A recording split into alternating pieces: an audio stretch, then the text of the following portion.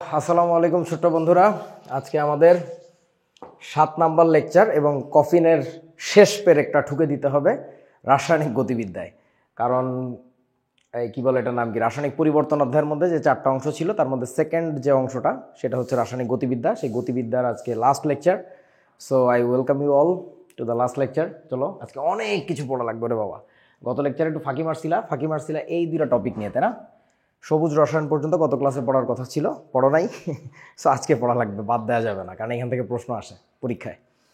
আচ্ছা, সো তোমাদের কি কি পড়তে হবে আজকে দেখো।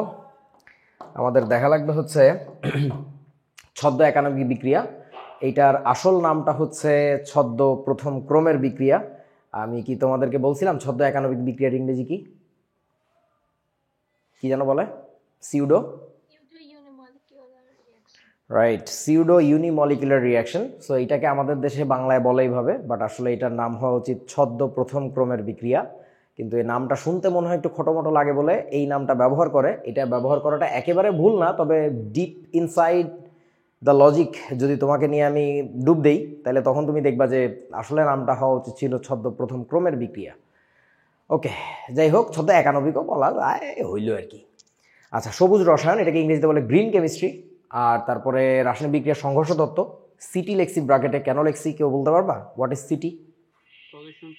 কলিশন থিওরি, রাইট, সংঘর্ষ তত্ত্ব। যে ফিডাফিডি হওয়া লাগবে, ফিডাফিডি না হইলে দেশ স্বাধীন হবে না, দেশে কোনো কাজ হবে না আর কি। আচ্ছা, তারপর হচ্ছে রাসায়নিক বিক্রিয়ার অবস্থান্তর অবস্থা তত্ত্ব, এটাকে সংক্ষেপে বলে টিএসটি। সো টিএসটি মানে কি? শাবাশ, ট্রানজিশনাল স্টেট থিওরি, টিএসটি। আর প্রভাবকের প্রভাবন কৌশল, আমরা কি শিখছিলাম প্রভাবন কৌশল দুই রকম? একটা হচ্ছে, শিখছিলাম কি, এটা বলছিলাম আদৌ? বলি নাই মনে হয়।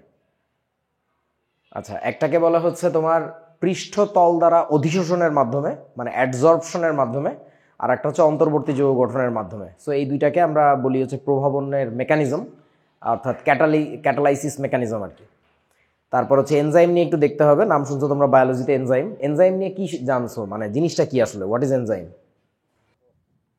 নালীযুক্ত, হায় হায়, কয় কি? আচ্ছা, যাই হোক, বায়োলজিতে শুনছো তো এই নাম, নাকি শোনোই না একেবারে? কোনটা শুনছো? ওকে, আর কিছু গ্রাফ আঁকতে হবে। আমি গ্রাফগুলো আঁকাবো না, আমি তোমাদেরকে যখন পরিবেশ রসায়নের গ্রাফ আঁকানো দেখাইছিলাম তখন গ্রাফের মূল টেকনিক যেহেতু দেখাই দিছি, আই গেস তোমরা পারবা। আমি দেখাই দিব তারপরেও যে কি কি আঁকতে হবে, তারপরে যদি না পারো তাহলে তো আমি আসি, বাট তোমাদের চেষ্টা করতে হবে আগে আর কি। ওকে, চলেন বিসমিল্লাহ করি। সো ছদ্ম একানবিক বিক্রিয়া বা ছদ্ম প্রথম ক্রমের বিক্রিয়া, তুমি ধরে নাও নামটা হচ্ছে ছদ্ম একানবিক বিক্রিয়া।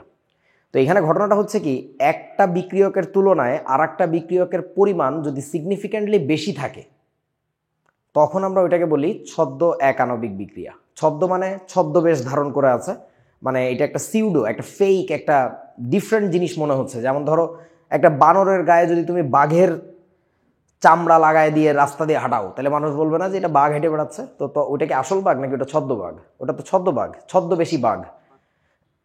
সো ব্যাপারটা এরকম। তো আমাদের এটার এক্সাম্পল খুব ভালো করে দেওয়া যায়, উদাহরণ দিলেই বুঝবা আর কি।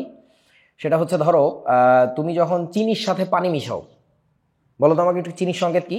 C12H22O11। সো এই বস্তুটার আসলে নামটা কি? চিনি আমরা তো বলতেছি, মানে এটার রাসায়নিক নামটা কি জানো? এইটাকে বলা হচ্ছে সুক্রোজ। সো সুক্রোজের সাথে যখন তোমার পানির বিক্রিয়া হয়, এই বিক্রিয়ার প্রোডাক্ট জানো তো নাকি? কি জানো তৈরি হয় এখান থেকে?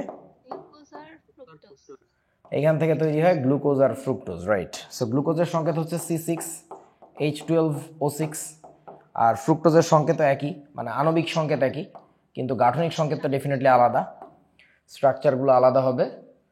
যাই হোক, সো এই যে বিক্রিয়াটা, এইটা একটা সুন্দর উদাহরণ। তাহলে এটা কি পাইছি আমরা? গ্লুকোজ, আর এটা পাইছি হচ্ছে ফ্রুক্টোজ। তো এখন ঘটনা হচ্ছে এই উদাহরণটা একটা পারফেক্ট এক্সাম্পল ছদ্ম একানবিক বিক্রিয়ার। তো এই কথাটা আমরা পড়তাম বইতে, কিন্তু আমি আসলে বুঝতাম না। আমি বুঝছি বেশ বড় হয়ে, সেটা তোমাদেরকে আমি একটু বুঝাই যে জিনিসটা আসলে কি। নামগুলো সব উপরে তুলে দিই, ভালো হবে। আচ্ছা, সেটা হচ্ছে ধর একেবারে বাস্তব একটা সিনারিও চিন্তা কর। তোর কাছে 1 গ্লাস পানি আছে। এই 1 গ্লাস পানিতে কতটুকু পানি হয়? কি মনে হয় যে কতখানি পানি হইতে পারে? ভরে বলো তো ম্যাস যে কত ভর হবে। রাফলি ওরকম 250 গ্রামের মতোই হয় আর কি, কম বেশি ছোট বড় গ্লাস বিভিন্ন রকম হইতে পারে, মানে মোটামুটি ধরে নাও 250 গ্রাম। তাহলে 250 গ্রাম পানিতে কি মনে হয় কতখানি চিনি দ্রবীভূত হবে?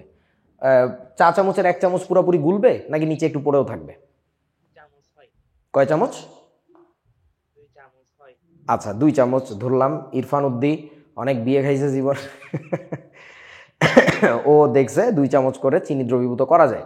তো এখন একটু আমাকে বলো তো ইরফান, গেস করো তো কি মনে হয় 2 চা চামচ চিনিতে ভর কেমন হইতে পারে? রাফ আইডিয়া, প্লাস মাইনাস হইল 20। আচ্ছা আমি 30 গ্রামই ধরলাম, 40 গ্রামই ধরলাম, কোনো সমস্যা নেই, তাও দেখবা যে গেম অন্য জায়গায়।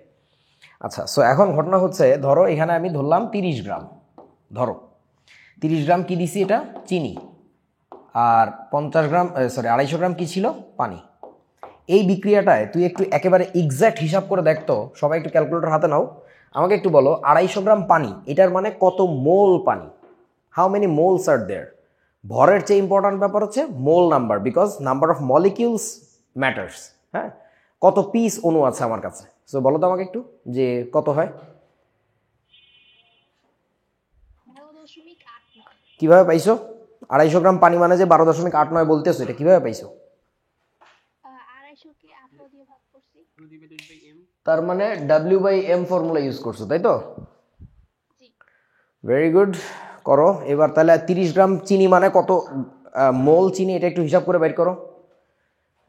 এটা কত বেসিস বললি? 18.89 নাকি 12 দশমিক? আচ্ছা ঠিক আছে 12 তোদের নিয়ে তো আর পারি না রে, তোদের কথা বলা শিখাইতে হবে, জেনজি। আচ্ছা বলো চিনির আণবিক ভর কত জানো? 342। হিসাব করে দেখো 342 আসবে আর কি এর আণবিক ভর। তাহলে একটু ভাগ করেন তো 30কে 342 দিয়ে কত আসে?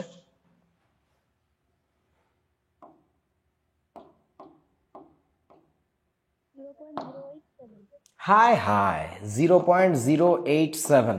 এত গ্রাম তো না, এটা কি এত মোল? কি যন্ত্রণায় ফেলে দিলি বল দেখি। আমি একটু আগে কি বলতেছিলাম,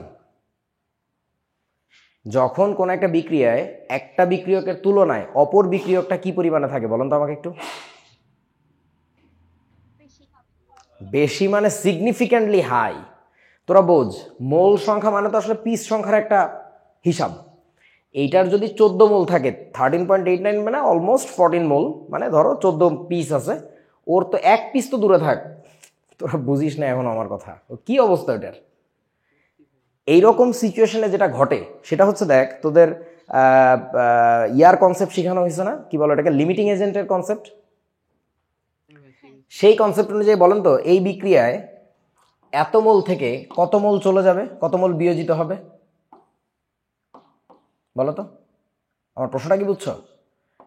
মানে কোনটা পুরোপুরি বিক্রিয়া করবে, চিনি নাকি পানি বলেন তো? চিনি পুরোপুরি বিক্রিয়া করবে, তাহলে 0.087 মোল থেকে চলে যাবে 0.087 মোল। আবার 13.89 মোল থেকে চলে যাবে কত বলো তো? তাহলে এই হচ্ছে চেহারা। এইবার মনে হয় আশা করি আরো ভালো বোঝা যাচ্ছে। ওই পাশে কি তৈরি হয়েছে এটা আমার কনসার্ন না। তাহলে দেখো তো দিন শেষে অবশিষ্ট চিনির পরিমাণ কত বলেন? অবশিষ্ট চিনির পরিমাণ কত? বলো বলো বলো। এটা থেকে এটা মাইনাস করলে কত থাকে? 0 থাকে, কোনো চিনিই থাকবে না। এখানে কত থাকে? এটা অলমোস্ট কি থেকে যায় জানো? 13.89 থেকে যায়। 13 দশমিক কত আসে? 003। ওকে, তো অলমোস্ট ওইটাই আছে, যা ছিল শুরুতে তাই আছে। তার মানে এর ঘনমাত্রা বলা যায় কনস্ট্যান্টই আছে। এই টাইপের সিচুয়েশনে আমরা যেটা বলি, তোমার দেখে মনে হচ্ছে না যে এই বিক্রিয়ার জন্য তাইলে তো আমার পানির দরকার ছিল না, শুধুমাত্র মনে হয় চিনি বিক্রিয়া করছে। তোরা কি বুঝছিস আমার কথা বাবা? এই টাইপের ঘটনাগুলোকে আমরা বলি হচ্ছে ছদ্ম একাণবিক বিক্রিয়া। এখন ছদ্ম বলার কারণটা কি তুই ভেবে দেখ। তোর যদি এতই মন খারাপ হয় যে দূর ঘোড়ার ডিম, পানি তো বিক্রিয়াই করলো না, তাহলে তুই কি করবি? পানি আজকে আর দিবই না। আমার কথা কি বুঝছিস? তাহলে কি বিক্রিয়া হবে আদৌ? বিক্রিয়াই হবে না। তার মানে ব্যাপারটা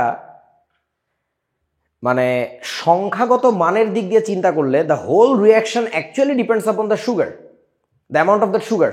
মানে বুঝোস নাই, সুক্রোজের অ্যামাউন্টের উপর ডিপেন্ড করে। এর তো কোনো চেঞ্জই হচ্ছে না, তার মানে এই বিক্রিয়া মনে হয় পার্টিসিপেটই করে নাই। তাহলে পুরো ঘটনাটা ডিপেন্ড করতেছে চিনির উপরে। তাহলে তুই এটা ভেবে যখন পানি দিবি না তখন তো আদৌই বিক্রিয়া হবে না। তার মানে ঘটনাটা কিন্তু আসলে এক আণবিক না, মানে একটা অণুই যে ঘটনা ঘটাইছে তা না, এর সাথে ওই অণুরও হাত ছিল। তোরা বুঝিস নাই? মানে এর মধ্যে আসলে পানিরও অবদান আছে, চিনিরও অবদান আছে এই ঘটনার পিছনে। কিন্তু তোমার পানির যে ক্ষয় হয়েছে, হ্যাঁ পানির কোনো ক্ষয়ই হয় নাই, অপচয়ই হয় নাই, ব্যবহারই হয় নাই। তাহলে তোমার মনে হচ্ছে না বাইরে থেকে দেখে যে ব্যাপারটা আসলে এক আণবিক? আসলে তো এক আণবিক না, ওটা হচ্ছে এই জন্য আমরা বলি ছদ্ম এক আণবিক। কেউ বোঝে না?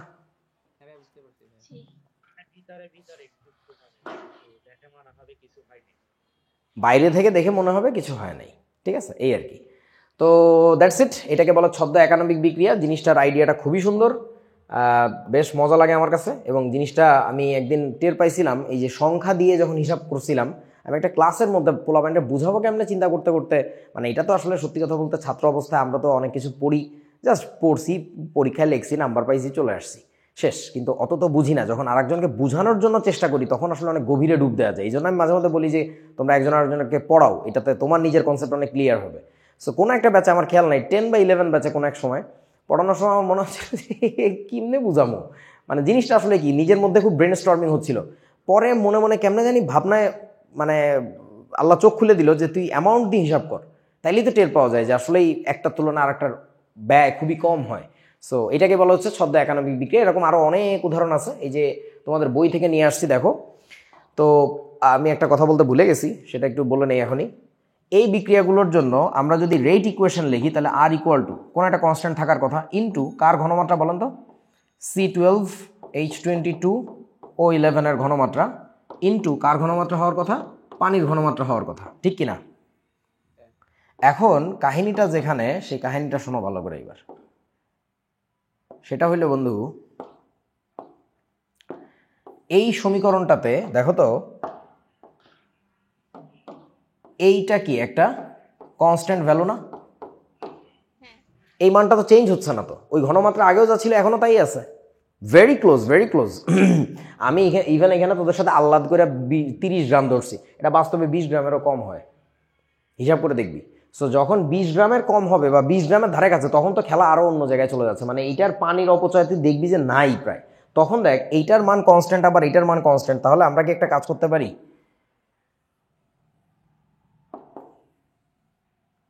আমরা কি এই জিনিসটা লিখে রাখতে পারি না?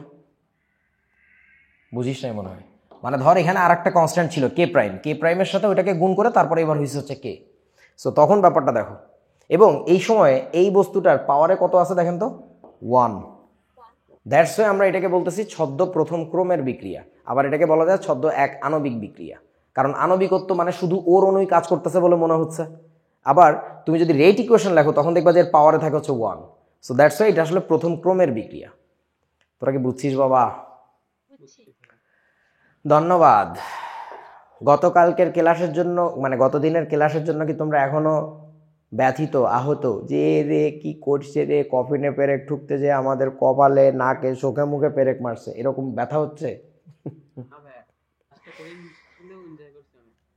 আরে বেটা ওটা কিছুই না, বাদ দে, ওই সব ভুলে যা। আচ্ছা এবার দেখো বাস্তব কতগুলো বিক্রিয়া। R3B, এই জিনিসটা কি তোমরা অর্গানিক পড়ার সময় ভালো বুঝবা, তারপর আমি একটু বলে দিচ্ছি যে R3Br, এটার মানে এটাকে বলা হচ্ছে 3 degree alkyl halide. 3 degree alkyl halide. এখন অ্যালকাইল হ্যালাইড কি তা কি তোমাদের মনে আছে নাকি তাও মনে নাই 9-10 কথা? আচ্ছা তাইলে ধরো এরকম আর বন্ড যদি আমি লিখি CH2 বন্ড হচ্ছে Cl, এটা কি হবে? অ্যালকাইল হ্যালাইড হয়েছে না, আর বন্ড CH2 বন্ড। আচ্ছা এটাকে কি বলে জানো? এটাকে বলা হইতেছে 1 ডিগ্রি অ্যালকাইল হ্যালাইড। কেন বলে একটু পরে বুঝবা, আগে দেখো।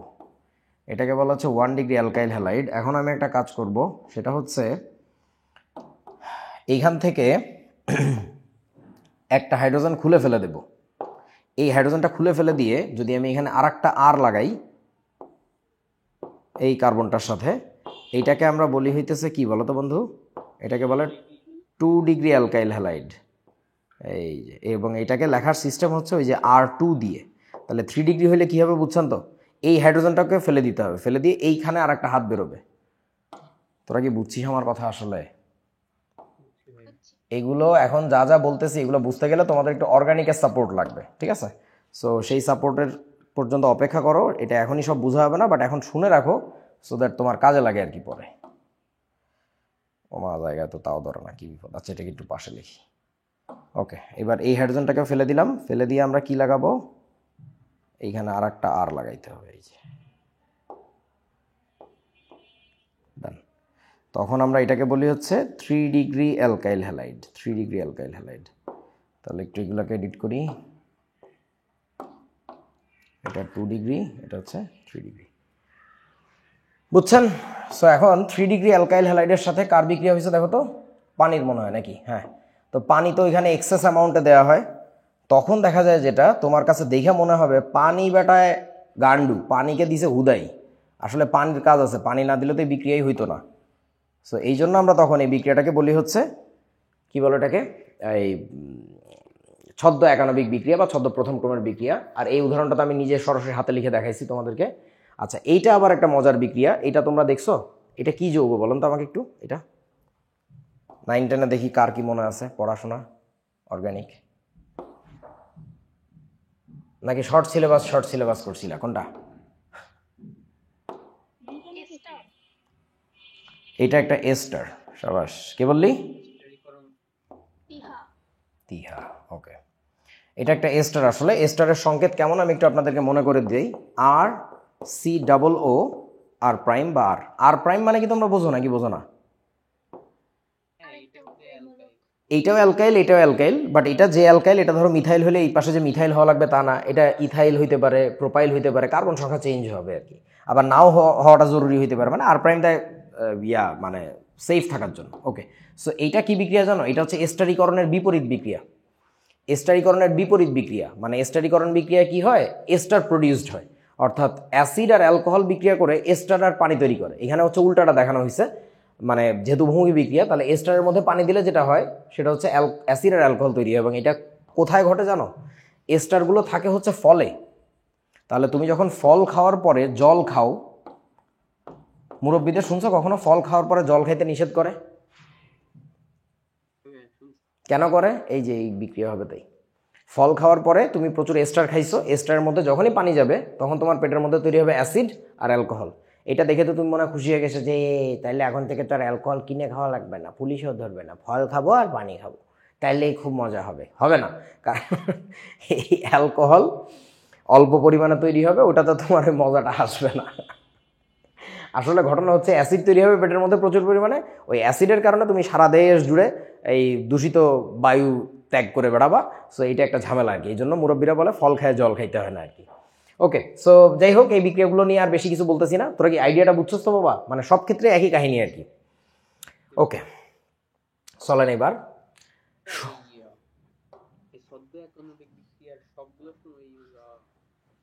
ক্রোম না, নট নেসেসারি, বাট আমাদের সামনে যতগুলো উদাহরণ পড়ে, যেমন উইকিপিডিয়ায় গেলে মনে হয় আরেকটু কয়েকটা উদাহরণ পাইতে পারো, আমার হালকা হালকা মনে আসতেছে, কিন্তু এগুলো না তোমাদের সাথে রিলেট করার মতো না। ইভেন দেখো এইখানে দেখাইতে যে আমার 3টাই অর্গানিকের মধ্যে ঢুকে যেতে হয়েছে, বুঝতে পারছিস? মানে ইনঅর্গানিকের এক্সাম্পল আমি পাই নাই বলা যায়। সো এই জন্য আর কি আর বেশি দূর যাই নাই, মানে এই হচ্ছে কথা।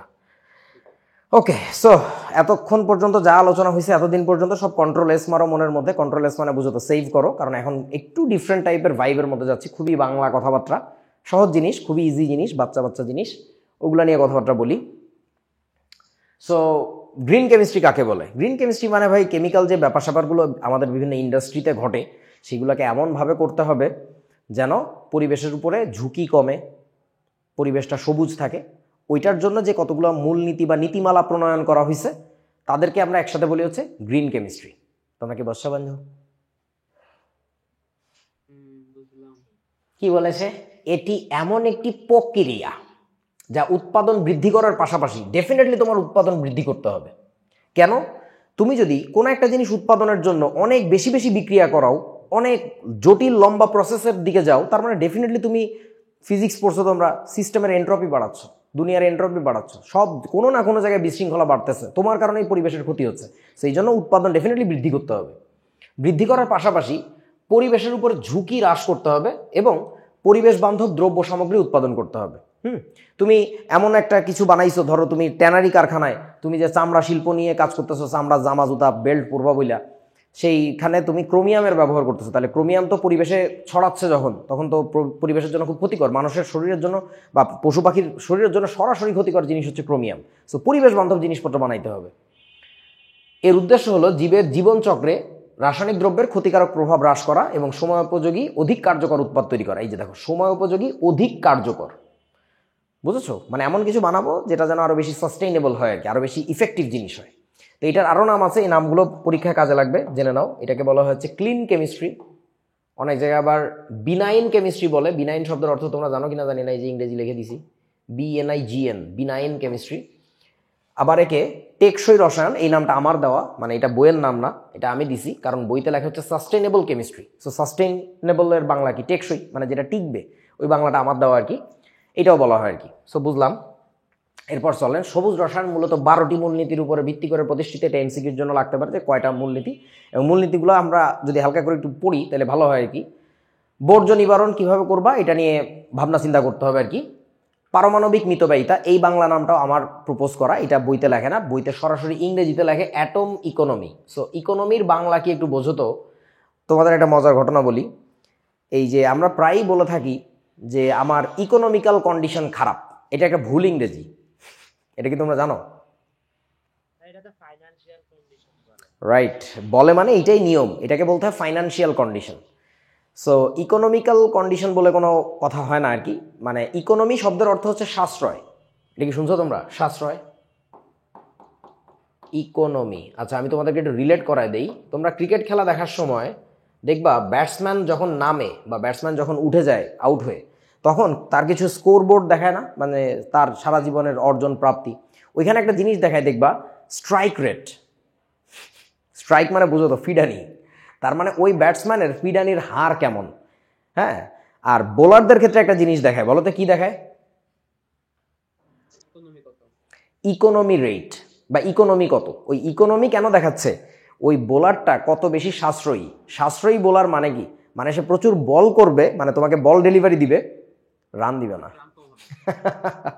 কেউ বোঝে না। So that's what E call atom economy. Atom economy তাহলে মানে আসলে সহজ বাংলায় কি দাঁড়ায়? ধরো আমি একটা সাবান বানাবো, গায়ে মাখা সাবান। তো এটার জন্য তোমরা রসায়নবিদ বিশাল বড় বিখ্যাত, ফিজিক রসায়নবিদ, ম্যাথ রসায়নবিদ, অনেক রসায়নবিদ আমার এখানে আছো, বায়োলজিক্যাল রসায়নবিদ, তারা আমাকে একটা ডিজাইন দিলা যে ভাই আপনি এইটার সাথে ওইটা মিশাবেন, তার সাথে এই ছাতুটা দেখবেন, তাহলে দেখবেন যে খুব সুন্দর একটা কসকো সাবান হবে। কসকো সাবান চেনো তোমরা? তোমরা তো চেনো না। হ্যাঁ, চিনো? আচ্ছা, কসকো সাবান আমরা ছোটবেলায় টিভিতে অ্যাড দেখতাম, এখনো আছে, বিভিন্ন হোটেল টোটেলে চলে। হোটেলগুলোতে এখন তা আবার যে লাক্স সাবান টাবান চলে আসছে, কসকো কম চলে। কি দিয়ে যে বানায় তা তো আমি জানি না। কসকো সাবানের কাহিনী হচ্ছে, আমরা বলতাম অজর অমর অক্ষয়, ও সারা জীবন ঘষতে ক্ষয় হয় না, এই জন্য হোটেলে হাত ধোয়ার জন্য এগুলো রাইখা দিত আর কি। আচ্ছা, তো কি যেন বলতেছিলাম, ভুলে গেছি। ধরো তুমি কসকো সাবান টাইপের একটা সাবান বানানোর জন্য আমাকে ফর্মুলা দিলা। এখন খেয়াল করো, কারো একজনের ফর্মুলাতে বা রিয়াকশন মেকানিজমের মধ্যে দেখা গেল যে আমার অনেক ধরনের উপাদান মিশানোর পরে ফাইনালি একটা ঘোড়ার ডিম তৈরি হয়। ওই একই ঘোড়ার ডিম বানানোর জন্য কেউ একজনের একটা প্রসেস নিয়ে আসছে, অল্প কিছু জিনিস মিশাইলে আমি বানাইতে পারতেছি। তাহলে বলেন তো অ্যাটম ইকোনমি বেশি কোথায়, ফার্স্ট প্রসেস নাকি সেকেন্ড প্রসেস? সেকেন্ড প্রসেস, যেখানে আমি অল্প জিনিস মিশাবো ওইখান থেকে আমার কাজ হয়ে যাবে। সো ব্যাপারটা আসলে পরমাণু নিয়ে হিসাব করে, যে যেই বিক্রিয়ক মিশাচ্ছি আমি তাদের মধ্যে কত সংখ্যক কি পরমাণু ছিল, মানে সোজা কথা আমি বাংলায় বল, ভর কত ছিল, আর ফাইনাল যে প্রোডাক্টটা সেটার ভর কত। বুঝতে পারছিস কি আমার কথা? যে তাহলে আমি ইকোনমিক্যালি ওয়েস্টেজ কত কমাইতে পারতেছি। That's what equal atom economy. তাহলে একটু ভেবে বলতো অ্যাটম ইকোনমি। আচ্ছা থাকো, ইকুয়েশন দেখানোর পরে, কম ঝুঁকিপূর্ণ পদার্থ সংশ্লেষণ, সংশ্লেষণ মানে তো তৈরি করা, বুঝতেই পারতেছো। নিরাপদ পদার্থ এবং স্বাস্থ্যসম্মত রাসায়নিক নকশাকরণ, নকশাকরণের ইংরেজি হচ্ছে ডিজাইনিং। হ্যাঁ, কেমিক্যাল ইঞ্জিনিয়ার হইলে তখন তোমার এইসব বিভিন্ন প্রসেস ডিজাইন করা লাগবে আর কি। আর কান বাখালি সারাদিন।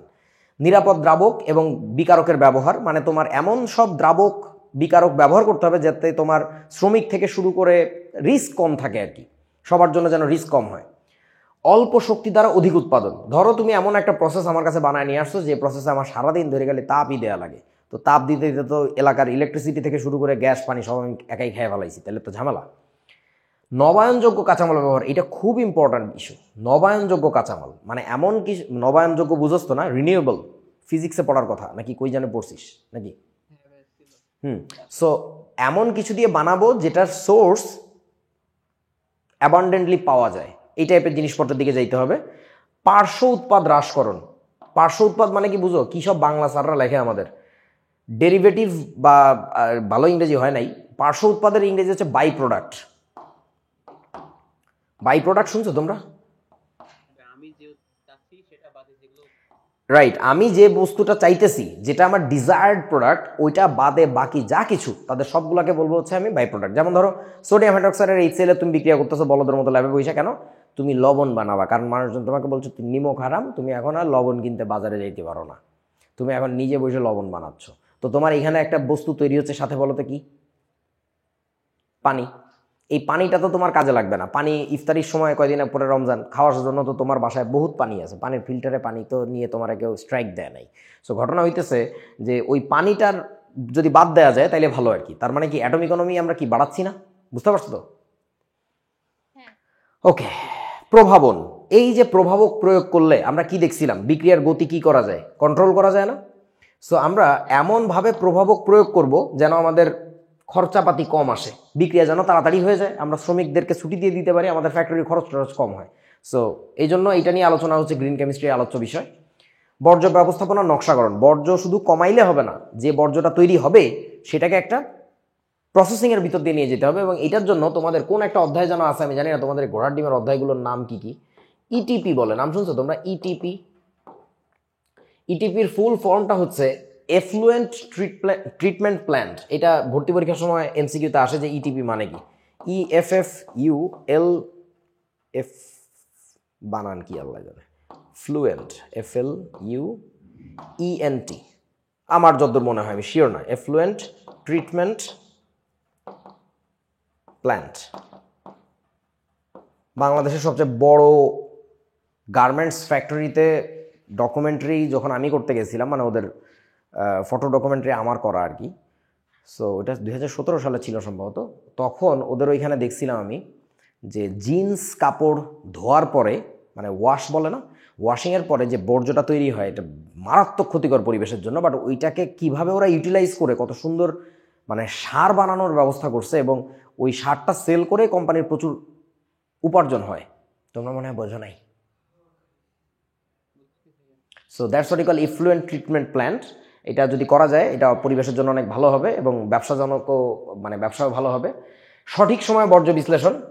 তুমি আজকে ফালাইছো বুড়িগঙ্গাতে, বুড়িগঙ্গার পানির তো ম্যাচ মারি দিছো, 200 বছর পরে এসে তোমার নাতি বললো যে আমি করে দিতেছি, আমি ঠিক করে দিতেছি, আমি করবো, তাইলে হবে না, টাইমলি করতে হবে আর কি। 12 নম্বরটা হচ্ছে কি, দুর্ঘটনা প্রতিরোধের জন্য সহজসাধ্য এবং নিরাপদ রসায়ন, মানে অ্যাক্সিডেন্ট যেন না হয় আর কি, ঘোড়ার ডিমে এই হাবিজুবি এগুলো পরীক্ষায় আসে, দেখো। সো আসো এবার একটা একটা করে আলোচনা করি। এদের মধ্যে এই গ্রিন কেমিস্ট্রিতে ম্যাথমেটিক্যাল 2টা বিশেষ টার্ম তোমরা পাবা, এটা বইতেও আছে দেখবা। আরও একটা টার্ম আছে, ওইটা তোমাদের বইতে লেখেন, 9-10 ছিল, আমি দেখবো আপনাদের কার কার মনে আছে আর কি ওই জিনিসটা। সো সেই 2টা টার্ম হচ্ছে, একটা হচ্ছে ই ফ্যাক্টর আর একটা হচ্ছে অ্যাটম ইকোনমি।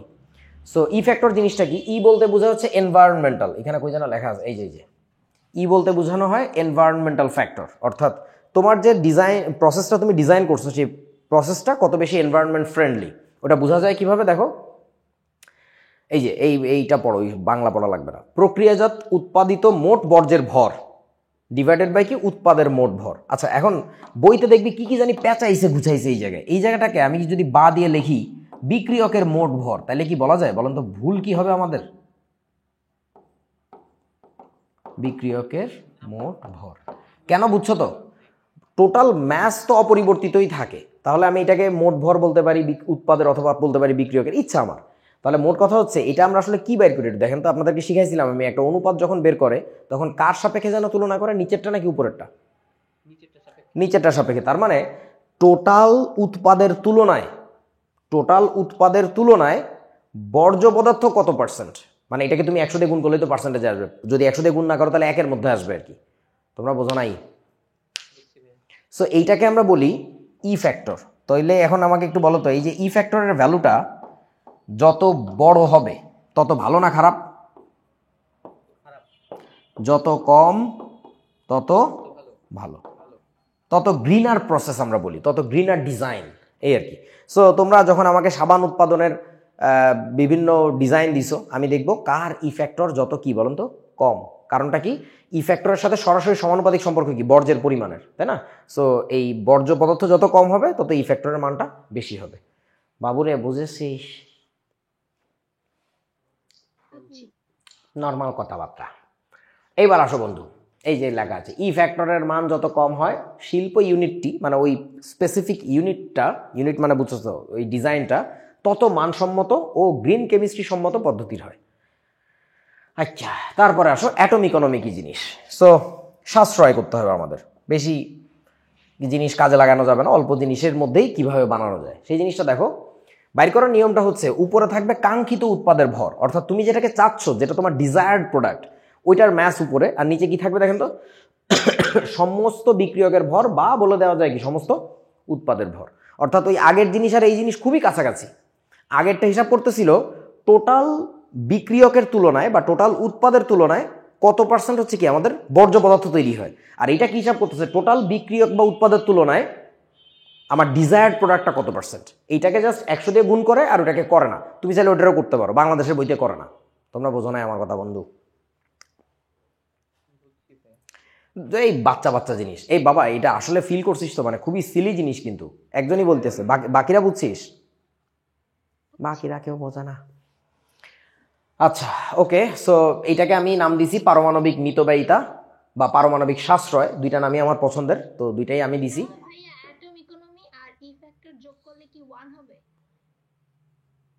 হুম হুম হুম 1 তো হওয়ার কথা, যদি তুমি দুইটাই শতকরায় করো। বোঝো নাই বন্ধু? তবে এখানে আবার কিন্তু আছে, সেই কিন্তুটা শোনো একটু। কিন্তু এখানে কিন্তুটা কি শোনো, ধরো ব্যাপারটা এরকম, আমি তোমাদের কেমনে বুঝাই। আচ্ছা দাঁড়াও, একটা বিক্রিয়া পাইছি, তাহলে একটা হাইপোথিসিস পাওয়া গেল। এটা কার হাইপোথিসিস? তিহার, তাই না? তাহলে তিহা হাইপোথিসিস যেটা বলে, সেই অনুযায়ী আমরা একটু ক্রস চেক করে দেখি। তিহা হাইপোথিসিসের অনুযায়ী atom economy in percentage plus কি বলতো ই ফ্যাক্টর, এটাও কিসে? পার্সেন্টেজে হিসাব করতে হবে। দুইটাই পার্সেন্টেজে হিসাব করলে যোগফল কত হওয়ার কথা বলো তো?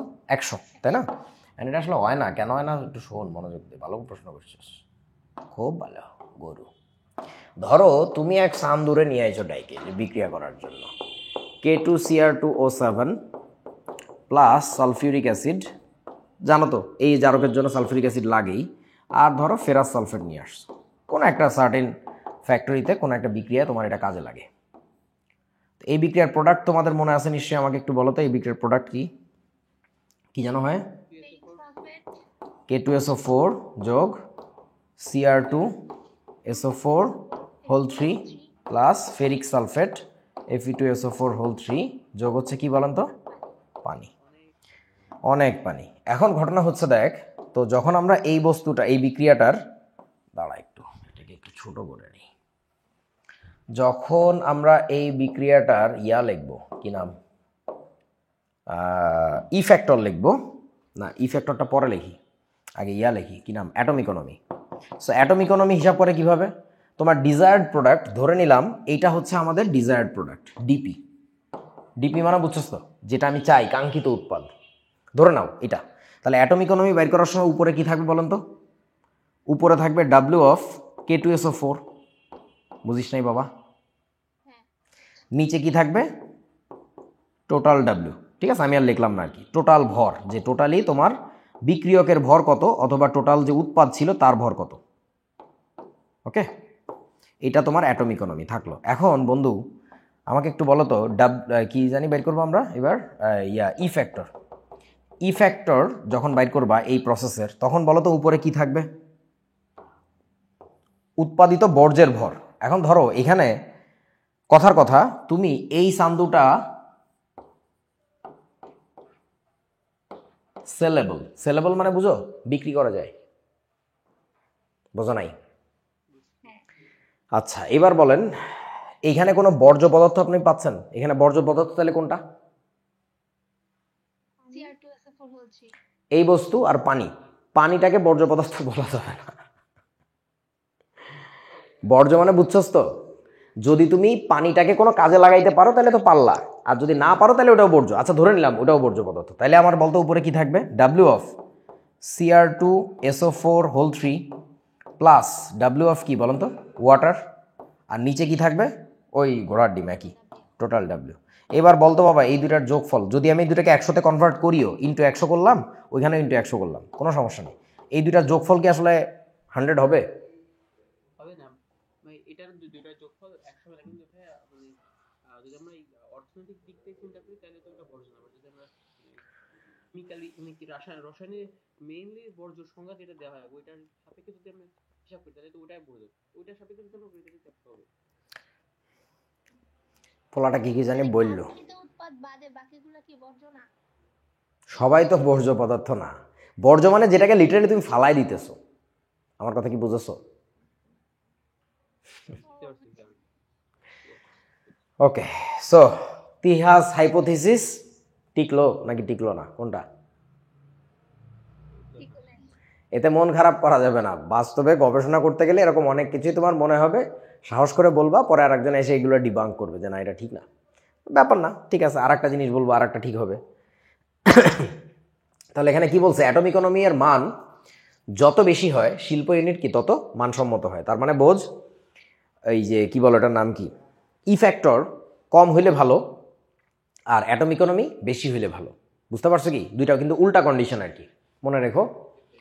আচ্ছা, সো এইটা আবার কি বলছে? রাসায়নিক বিক্রিয়ার সংঘর্ষ তত্ত্ব। এটা একটা সুইট জিনিস, এটা মারাত্মক সুইট জিনিস, মানে তোর চোখ খুলে দেওয়ার কথা। আমি জানি না, the way you look at things, চোখ খুলে দেওয়া উচিত।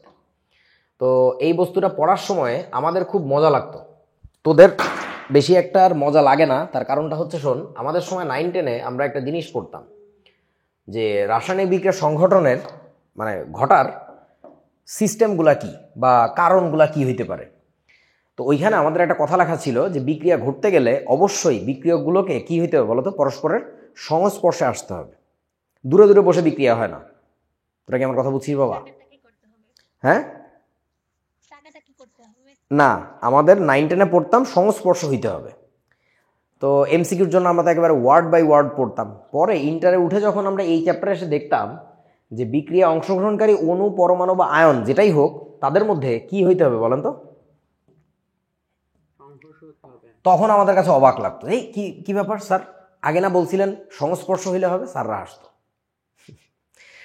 টাচ করলে হবে না, দেয়ার মাস্ট হ্যাভ সাম ব্যাঙিং, কলিশন, ফিডাফিডি হইতে হবে। ফিডাফিডি না হইলে বিক্রিয়া হবে না।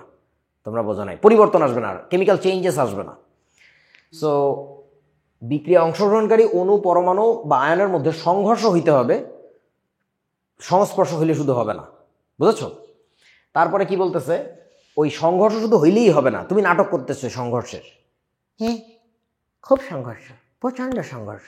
ওই যে মাঝে মধ্যে আমরা ক্লাসের মধ্যে মারি না পিঠের উপরে দুপুস দুপুস, ওটা কি ব্যথা দেওয়ার জন্য না, ওরা সবার সামনে লজ্জা দেওয়ার জন্য।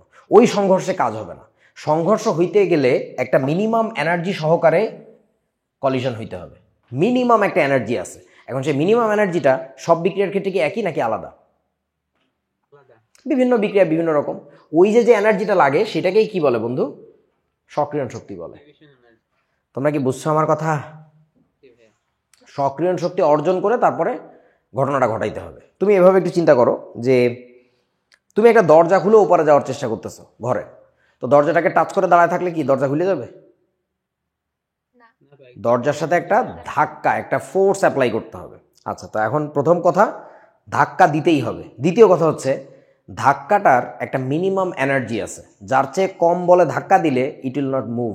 তোমরা ফিজিক্সে এটা পড়ছো, স্থিতি ঘর্ষণ গুণাঙ্ক পার করে তারপরে বেশি ফোর্স দিতে হয়, মনে আছে আপনাদের? সো ওই একই কথাই একটু ডিফারেন্ট ওয়েতে ফিজিক্সেও পড়ছো আর কি, যে ধাক্কাটা একটা মিনিমাম এনার্জি আছে, সেইটাতে হওয়াই লাগবে। তৃতীয় কথা হচ্ছে ওই ধাক্কাটা তুমি যে কোনো দিকে দিলে হবে না, that collision must ochre at a certain orientation. নির্দিষ্ট একটা দিক থেকে ধাক্কাটা আসতে হবে। ধরে নাও আমার সামনে, আচ্ছা ধরো এই যে আমার এই গ্যাজেট ব্যাগটা দিয়ে দেখাই, গ্যাজেট পাউচটা দিয়ে, এর মধ্যে আমার সব ইলেকট্রনিক্স থাকে আর কি, ছোটো ছোটো গুড়ি গেড়িয়া জিনিসপত্র। এখন এটাকে আমি খোলার চেষ্টা করতেছি, তো খোলার জন্য আমার এই চেইনের সাথে কি টাচ করে দাঁড়ায় থাকলে হবে? The answer is no. তোমার চেইনটাকে একটা ধাক্কা গুতা দিতে হবে। এখন সে ধাক্কা গুতা দিতেছি, নাটক করতেছি, কাজ হবে না। একটা মিনিমাম ফোর্স আছে, ওই ফোর্সের চেয়ে বেশি বা ওই ফোর্সে দিতে হবে। তো দিলাম, দেওয়ার পরে আবার ওই ফোর্সটা যদি আমি উল্টা দিকে টানি, এদিকে টানলে তো চেইন যাবে না, তো জীবন চেইনটা ছিঁড়ে যাবে। তাহলে কি হবে? আমার পারফেক্ট একটা ওরিয়েন্টেশন আছে, যে ওরিয়েন্টেশনে তোমার ধাক্কাটা লাগতে হবে, তাইলে খুলবে। তুমি তোমার দরজা, ধরো তোমার রুমের দরজা যদি এমন হইতো, ওই যে অ্যালুমিনিয়াম ডোর যেরকম স্লাইডিং ডোর, তো স্লাইডিং ডোরে যায় তুমি যদি এই বরাবর পারপেন্ডিকুলার ফোর্স দাও, ওই দরজা জীবনেও খুলবে। ওই দরজাতে এদিকে ফোর্স দিতে হবে। তোরা কি বুঝছিস আমার কথা বাবা? বুঝছি ভাইয়া। That's it. তিনটা সহজ কথা, এইটাকে আমরা একসাথে বলি হচ্ছে কলিশন থিওরি, সংঘর্ষ তত্ত্ব। যে বিক্রিয়া হইতে গেলে ফার্স্ট অফ অল কলিশন হওয়াটা মাস্ট। সেকেন্ড কথা হচ্ছে কলিশনের একটা মিনিমাম এনার্জি আছে, ওই এনার্জির চেয়ে কম এনার্জিতে ধাক্কা দিলে কোনো কাজ হবে না।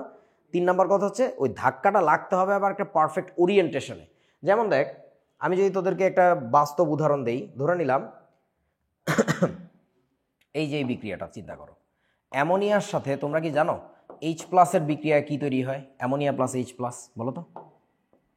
অ্যামোনিয়াম আয়ন, এখান থেকে তৈরি হয় অ্যামোনিয়াম আয়ন NH4+। এই বিক্রিয়াটা এক্স্যাক্টলি কেমনে হয় যদি আমি একটু বলি। এইটা ধরো নাইট্রোজেন পরমাণু, এইটা নাইট্রোজেন পরমাণু, তাহলে এখানে N লিখে দেই। আর এর সাথে কি যুক্ত থাকে বলেন তো? 3টা হাইড্রোজেন না? সেই 3টা হাইড্রোজেন থাকে হচ্ছে এইভাবে মোটামুটি,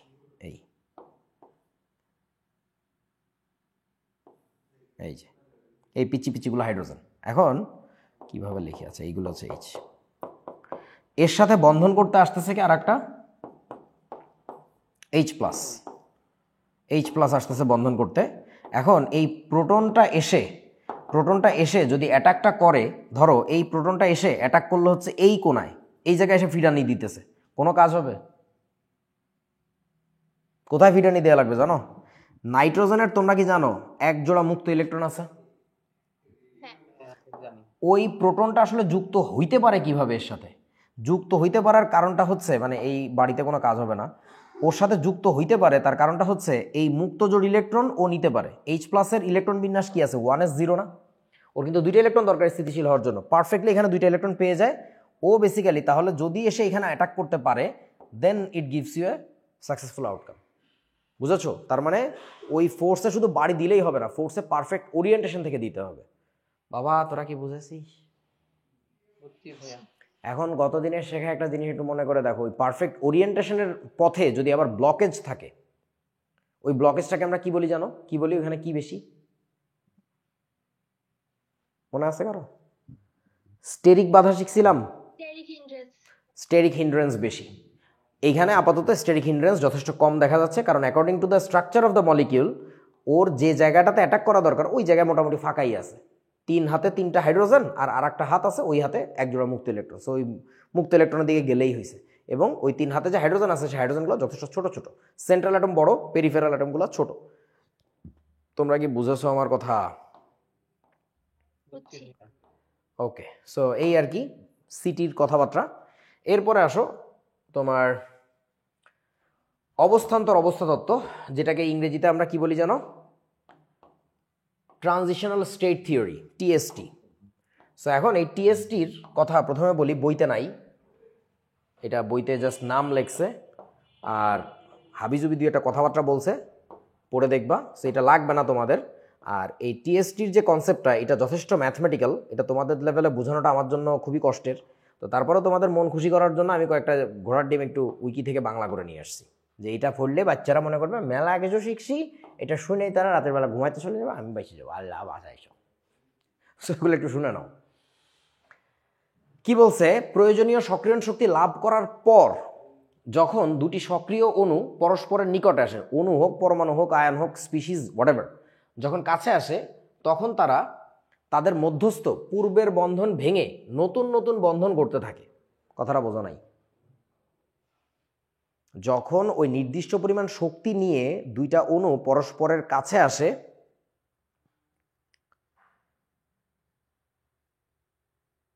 যখন দুইটা অণু পরস্পরের কি হয় বন্ধু, কাছে আসে, তখন তারা পিটাপিটির কারণে নিজেদের আগেকার বন্ধন ভাঙতে থাকে এবং নতুন বন্ধন কি করতে থাকে, গড়তে থাকে। তো এটা কি পিটানি দিলেই নতুন বন্ধন গড়ে যায়? The answer is no. মাঝখানে আবার কি তৈরি হয় বলেন তো? অবস্থান্তর অবস্থা তৈরি হয়। মনে আছে তো? হ্যাঁ।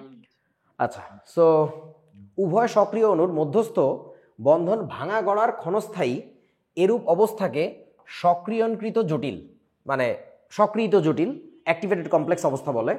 সক্রিয়ণকৃত জটিল যৌগের স্থিতিশক্তি বিক্রিয়ক বা উৎপাদের চেয়ে বেশি এবং সর্বোচ্চ। এই কথাটা খুব ইম্পর্ট্যান্ট। মানে এগুলো কিন্তু বইতে নাই, আমি আবারও বলতেছি, তোমাদের জন্য আমি নিয়ে আসছি। তোমরা একটু অ্যাডভান্সড লার্নার, মেলা অ্যাডভান্সড পড়ো না কিছু, খালি বাসায় যে বলো যে আমরা তো খুব কড়া কড়া জ্ঞান শিখতেছি। মানে ব্যাপারটা বোঝ ভাই, তোকে যখন ওই যে সক্রিয়ণ শক্তির গ্রাফটা দেখানো হয়েছিল, ওইখানে কি বলছিলাম এই যে বিক্রিয়ক এখানে ছিল, আস্তে আস্তে এনার্জি বাড়াইছে, তারপরে কি প্রোডাকশন শুরু হলে এইখানে নেমে আসছে, এরকম একটা গ্রাফ ছিল না? সেই গ্রাফে সবচেয়ে হাইয়েস্ট এনার্জি পয়েন্ট কোনটা ছিল? এই জায়গাটাতে ছিল। এবং এইটাই কি বলেন তো, এখানেই না টিএস তৈরি হয়? টিএস মানে বুঝছো তো, ট্রানজিশনাল স্টেট এখানে পাওয়া যায়। সো ওইটাই বলছে যে এই যে অবস্থান্তর অবস্থার যে প্রোডাক্টগুলো, এইটার এদের এনার্জি সবচেয়ে বেশি হয়। তো ওই কথাটা আবারও আমরা একটু পড়ে আসি, দেখি মিলাইতে পারি কিনা। সক্রিয়ণকৃত জটিল যৌগের স্থিতিশক্তি বিক্রিয়ক বা উৎপাদের চেয়ে বেশি, উৎপাদের চেয়ে বেশি এবং সর্বোচ্চ। বুঝতে পারছো? আচ্ছা, তারপরে কি বলছে? এই অবস্থায় বিক্রিয়কের বন্ধন আংশিকভাবে ভাঙে, মানে পুরাপুরি ভেঙে পারে না। ওই যে আমি এখানে কিন্তু লিখছিলাম, মনে আছে তোমাদের, A dot dot dot B dot dot dot C dot dot dot D, মানে বিক্রিয়কের বন্ধন যে একেবারে ভেঙে যায় তা না, আগের বন্ধনও থাকে বাট শিথিল হয়ে আসে। আংশিকভাবে ভাঙে এবং উৎপাদের বন্ধন আংশিকভাবে সৃষ্টি হয়, মানে কোনো রকমে এই যে নতুন একটা বন্ধন সৃষ্টি হচ্ছে করতেছে, বাট হয়ে পারে নাই, এই আর কি। আচ্ছা, তারপরে কি বলছে? এই জটিল অবস্থায়, যে এই ট্রানজিশনাল স্টেটে সর্বদা উৎপাদে পরিণত না হয়ে বিক্রিয়কেও ফিরে যেতে পারে। মানে অনেকগুলো পয়েন্টের মধ্যে এই পয়েন্টটা আমি আলাদা করে একটু ট্রান্সলেট করে নিয়ে আসছি তোদের জন্য, মানে এটা জানা উচিত। এই ট্রানজিশনাল স্টেটে যারা পৌঁছায় তারা সবাই যে উৎপাদে গড়ায়, ব্যাপারটা আসলে এরকম না। মজা না? খুব ইম্পর্টেন্ট কথা কিন্তু। হ্যাঁ, রোল ব্যাকের যে কনসেপ্ট আমি প্রথম দিন শিখাইছিলাম সক্রিয় শক্তির গ্রাফ দেখানোর সময়, রোল ব্যাকের কথা মনে আছে? ওই যে তুমি একটা পাহাড়ের উপরে একটা পাথর ঠেলে ঠেলে নিয়ে উঠতেছো, মাঝপথে যদি বন্ধ করে দাও তাহলে কি হবে? রোল ব্যাক হবে না? এই রোল ব্যাকটা শুধুমাত্র পাহাড়ের চূড়ায় পৌঁছানোর আগে যে হইতে পারে তা না, পাহাড়ের চূড়া থেকেও আবার ব্যাক করতে পারে। তুই একটু সিম্পলি ফিজিক্স দিয়ে একটা জিনিস বোঝ, যদিও ব্যাপারটা আসলে এরকম না, বাট আমি একটু বোঝানোর চেষ্টা করতেছি। ধরে নিলাম ক্যারাম বোর্ড খেলতেছি আমি, তো ক্যারাম বোর্ড খেলার সময় যে স্ট্রাইকার দিয়ে আমরা যে গুটিটাকে আঘাত করি, আঘাত করলে আমরা কি জানি? যদি পারফেক্ট ওরিয়েন্টেশনে অতখানিক দূরত্ব অতিক্রম করার জন্য যে মিনিমাম ফোর্স দরকার, সেই ফোর্সে যদি আমি আঘাত করি তাহলে কি গুটিটা পকেটের কাছে পৌঁছানোর কথা, তাহলে পকেটে পড়ে যাবে, ঠিক? আচ্ছা, তোরা কি খেয়াল করছিস মাঝে মধ্যে টোকা মারলে কি হয়? হ্যাঁ, পকেটে বাড়ি খেয়ে ফেরত আসবে। মাঝে মধ্যে তোরা কত খেলছিস আমি জানি না, আমি তো ক্যারাম বোর্ড বুয়েটে মনে হয় ফার্স্ট ইয়ার সেকেন্ড ইয়ার খালি ক্যারাম বোর্ড আর ব্যাডমিন্টনের উপরে ছিলাম, কোনো পড়ালেখা নাই, কিচ্ছু নাই, খালি খেলা আর খেলা। সো তখন আমি খেয়াল করতাম আমাদের সাথে মামুন নামে একটা ছেলে ছিল সিভিলের, মারাত্মক দুর্দান্ত ক্যারাম বোর্ড খেলতে পারতো। ও এমনভাবে মারতে পারতো, ও ইয়ার কি করতো, দাঁড়া তোরা আমি লোভ দেখায় ফিরায় নিয়ে আসতেছি। কেমনে করতো জানোস? লিটারালি পকেটের মধ্যে বাড়ি খাওয়ায় তুলে নিয়ে আসতো। অদ্ভুত তার ক্যাপাবিলিটি, আনবিলিভেবল। সো ব্যাপারটা ওই রকম কেন হয়েছে বলেন তো আমাকে একটু? পকেটের মধ্যে যে পড়ে বাড়ি খেয়ে আবার উঠে আসছে, কেন হয়েছে এটা বলেন?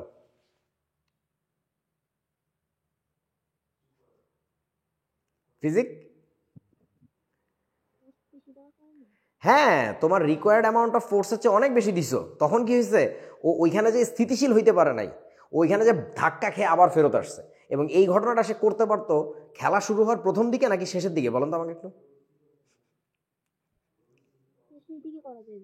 কারণ প্রথম দিকে তো পকেট ফাঁকা থাকে, পকেটে তো গুটি না থাকলে হবে না, ওই প্লাস্টিক সারফেসে ওর বাড়ি খেয়ে স্প্রিং ব্যাক করা লাগবে। বোঝে না এরা? প্রথম দিকে কি পকেট ফাঁকা থাকার মানে কি? পকেটটা কাপড়ের পকেট না, কাপড়ের পকেটের উপরে কিছু জায়গায় পড়লে তো বাউন্স ব্যাক করবে না, ওটা বাউন্স করাইতে গেলে তো পকেট ভরা থাকতে হবে। যে কোনো জায়গায় আঘাত করলেই যেন ওখানে কি পায়? গুটি পায়, ওখানে কাপড় পাইলে তো আর হবে না। এই মামুনের একটা ঘটনা বলি। তখন 1-1-এর একেবারে শুরু, মানে আমরা হচ্ছে গণরুমে থাকি। গণরুম বুঝোস তো, মানে চান্স পাওয়ার পরে হলে উঠলে প্রথম দিকে তোকে তো সিট দিবে না, দিলেও তুই ওই রুমে যাই দেখবি বড় ভাই আছে, তারে কি করবি? তুই কি ঠেলে সরাই দিবি? তো এই প্রথম কয়েকদিন আর কি বন্ধু বান্ধব একসাথে কোনো একটা কমন রুমে শুয়ে থাকা লাগে, ওটার বলে কি বলে গণরুম। তো গণরুমে আছি, শীতকাল, আমি শুয়ে পড়ছি আর কি ওই দিন রাতে 12টা-1টা বাজে কিছু একটা। তো একটু পরে আমাদের সঙ্গে বাটন ফোন ছিল, আর খুবই রেয়ার কিছু পোলাপাইনের হাতে মাল্টিমিডিয়া ফোন ছিল, স্মার্টফোন না কিন্তু মাল্টিমিডিয়া ফোন। ওই যে চাইনিজ যে একটু কম দামি মোবাইল আছে না, গান টান বাজানো যায় ওই টাইপের মোবাইল। তো ওই মোবাইলও বেশি একটা থাকতো না পোলাপাইনের কাছে। তো আমি শুয়ে পড়ছি, এখন কম্বলের ভিতর দিয়ে শুনতেছি বাইরে কে জানি খুব সুন্দর একটা দেশাত্মবোধক গান চালায় দিছে। আমি অবাক হয়ে গেলাম, বাইরে তো আমি কাউকে দেখলাম না, এখন এত রাতে কে গান চালাইলো মানে। এবং রেডিওতে গান হইতো তখন, আমাদের সময় রেডিও শুনতাম, FM রেডিও। বাইরে যে দেখি কি জানিস, গেস করতে কি?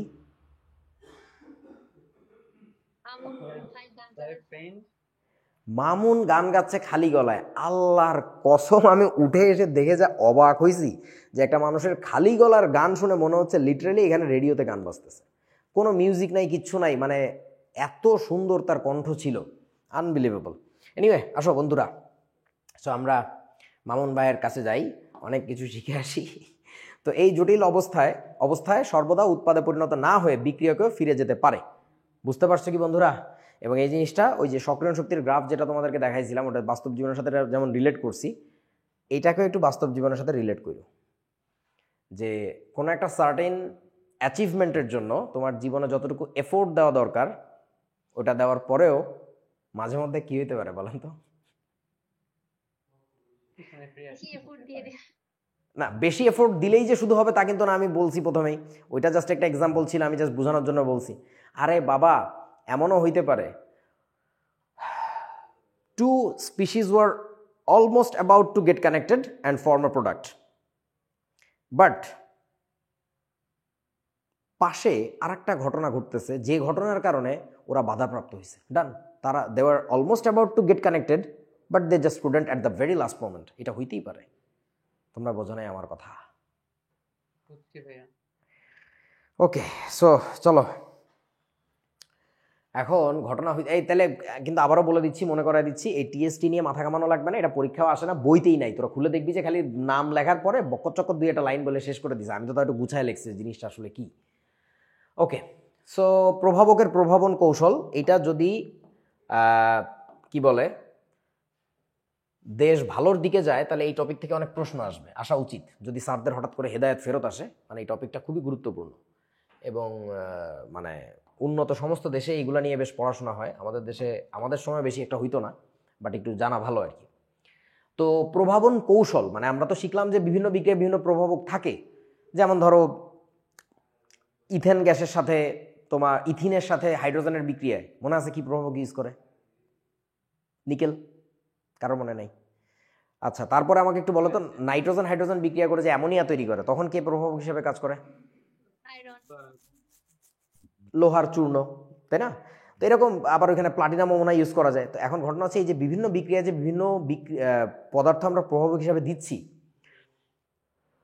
কেমনে কাজ করে আসলে, মানে হোয়াট ইজ দ্য মেকানিজম, ওইটা না জানলে তো সবসময় মুখস্থ করে কাটাইতে হবে। তুই নিজে তো কোনো বিক্রিয়ার প্রভাবক বানাইতে পারবি না যে এই বিক্রিয়াটা প্রভাবক বানাই, চলো চেষ্টা করে দেখি কোনটা দিয়ে কাজ হয়। সো ওইটার জন্য আমাদের মেকানিজমটা জানতে হবে যে আসলে কেমনে ঘটে। তো সেই জিনিসটার 1 নাম্বার টপিকটা মানে 1 নাম্বার ধরনটাকে আমরা বলি হচ্ছে পৃষ্ঠতলে অধিশোষণ দ্বারা। এখন তোমরা কি অধিশোষণ শব্দটা শুনছো? আমি তোমাদেরকে মনে হয় গুণগত রসায়ন পড়ানোর সময় বলছিলাম অধিশোষণ। এইটাকে দেখলাম কিছু কিছু বাংলা বইতে আবার নতুন একটা বাংলা লাগাইছে, পরিশোষণ। কি বিপদ, একই শব্দের হাজারটা বাংলা বানায়, কি মানে জটিল করে ফেলে জিনিসগুলো। পরিশোষণ অধিশোষণ একই কথা। আর আরেকটা টাইপ হচ্ছে অন্তর্বর্তী যৌগ গঠনের মাধ্যমে। তো এই অন্তর্বর্তী যৌগ গঠনের মাধ্যমে শুনে মনে হয় তোমাদের অন্তর্বর্তী সরকারের কথা মনে করতেছে যে ইউসুফ সরকারকে চরম মূল্য দিতে হবে। ওকে, সো এই দুইটা টাইপ, দুইটা মেকানিজম। অধিশোষণ ব্যাপারটা কি মনে আছে আপনাদের? জিনিসটা কি আসলে? এটাকে ইংরেজিতে বলা হচ্ছে অ্যাডজর্পশন। কারো মনে নাই? অ্যাডজর্পশন। আর এটা তো কি বুঝতেই পারতেছো, অন্তর্বর্তী যৌগ গঠন মানে কি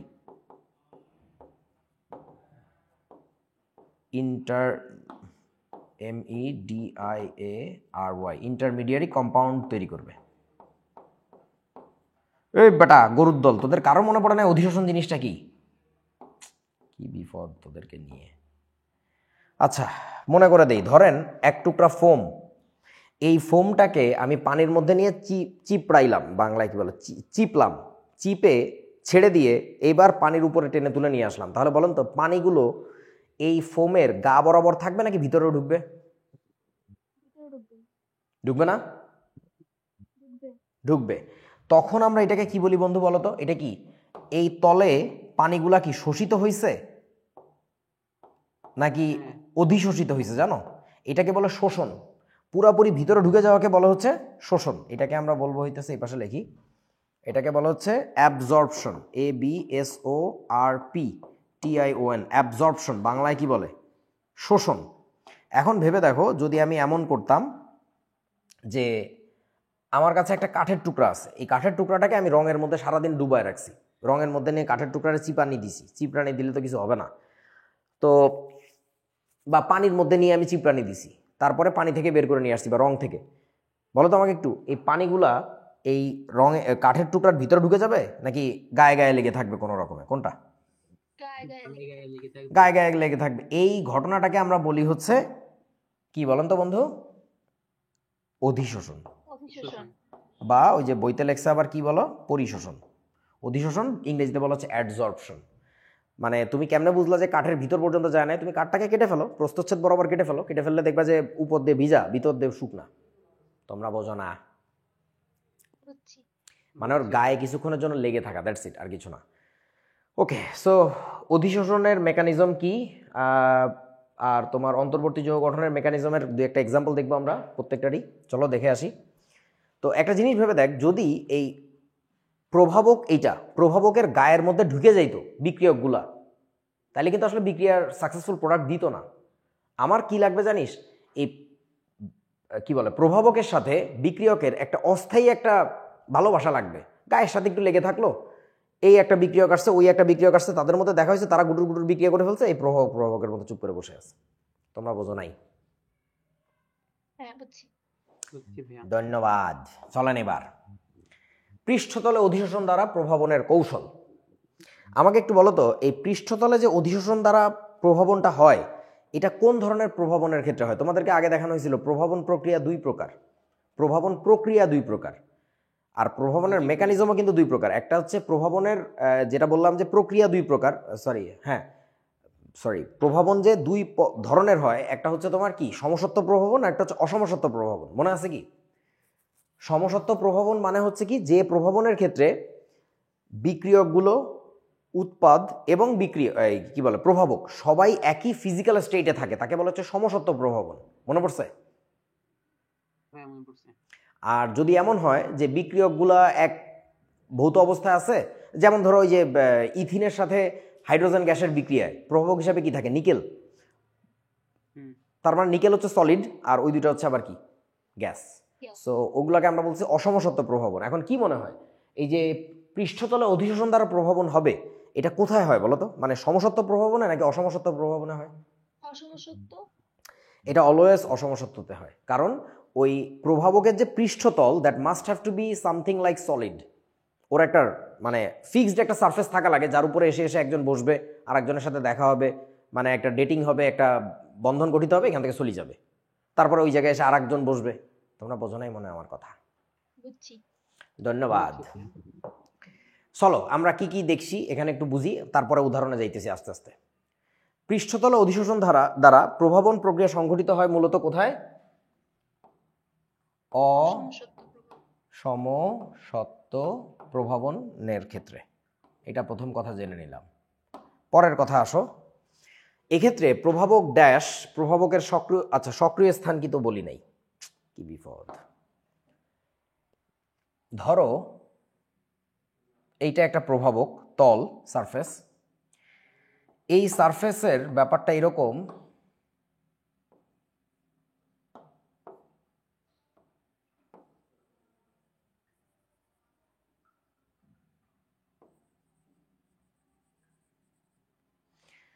ওই সারফেসের গায়ে এরকম না কিছু খাদ থাকে, তোরা মনে হয় বুঝতেছিস না আমার মনে হয়।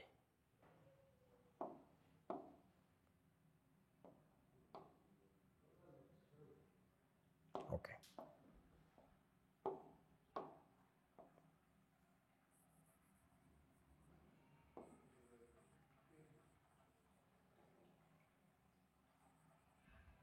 বুঝা যাচ্ছে এবার?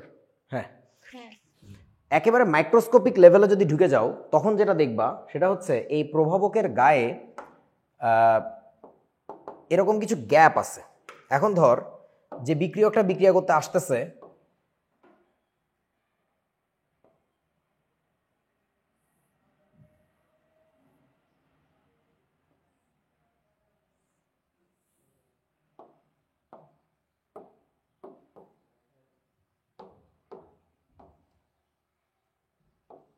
আল্লাহ, ও নাইস। এই দুটা কি আঁকছি জানো? করছি। এই দুটা কি জানো? এগুলা হচ্ছে, বিক্রিয়ক। এইটা হচ্ছে বিক্রিয়ক। তাহলে আমাদের এই চান্দুও তো বিক্রিয়ক, তাই না? আর এটা হচ্ছে কি বলেন তো? প্রভাবক। সো ঘটনা হচ্ছে প্রভাবকের গায়ে এরকম কতগুলো জায়গা থাকে, ওই জায়গাগুলোতে এসে বিক্রিয়কগুলো আটকে যায় এবং এই আটকানোর মেকানিজম অনেক সুন্দর। অনেক ধরনের মেকানিজম আছে, যেমন তোমরা একটু গুগল সার্চে দেখতে পারো, ইউটিউবে মানে অনেক কিছু পাবা। লক অ্যান্ড কি মেকানিজম অফ ক্যাটালাইসিস বা লক অ্যান্ড কি মেকানিজম অফ এনজাইম লিখলেও পাবি আর কি। মানে আসলে আল্লাহ তালা বা স্রষ্টা যে যাই বলো, ভগবান যাই বলো, মানে পৃথিবী অনেক অদ্ভুত সুন্দর করে বানাইছে যে এই প্রভাবকটা কেন এখানে কাজ করে। কারণ ওর ওইখানে যে গ্যাপটা ছিল সেই গ্যাপটা না পারফেক্টলি বিক্রিয়কের সাথে কোনো একটা জায়গার সাথে ম্যাচ করে, তা নাহলে এই বিক্রিয়ক ছাড়া কাজ হবে না এই প্রভাবকের সাথে। তোরা কি বুঝছিস বাবা? এটা নিয়ে বায়োলজিতে একটু ছিল। ও তাহলে ভালো, আরো ভালো করে শিখবা আর কি এখন আমি দেখানোর পরে। সো এখন এই যে জায়গাগুলো, যে জায়গাতে এসে এই মানে কি বলে প্রভাবকের গায়ে যে জায়গাগুলোতে এসে এরা যুক্ত হইলো, এই জায়গাগুলোকে কি বলে বলো তো? এই যে এই জায়গাগুলো, এইগুলাকে আমরা, সক্রিয় স্থান। হ্যাঁ এই নাম কি বায়োলজিতে ছিল? হ্যাঁ অ্যাক্টিভ সাইট। হ্যাঁ, এটাকে বাংলায় বলে সক্রিয় স্থান। বাংলাটা খুবই বিশ্রী হয়েছে, আমি জানি না এটার ভালো বাংলা কি হবে। হ্যাঁ, তো এই আর একটা সক্রিয় স্থান, ইংরেজিতে বলা হচ্ছে অ্যাক্টিভ সাইট। এই যে জায়গাগুলো, এটা আর একটা সক্রিয় স্থান, ইংরেজিতে বলে অ্যাক্টিভ সাইট।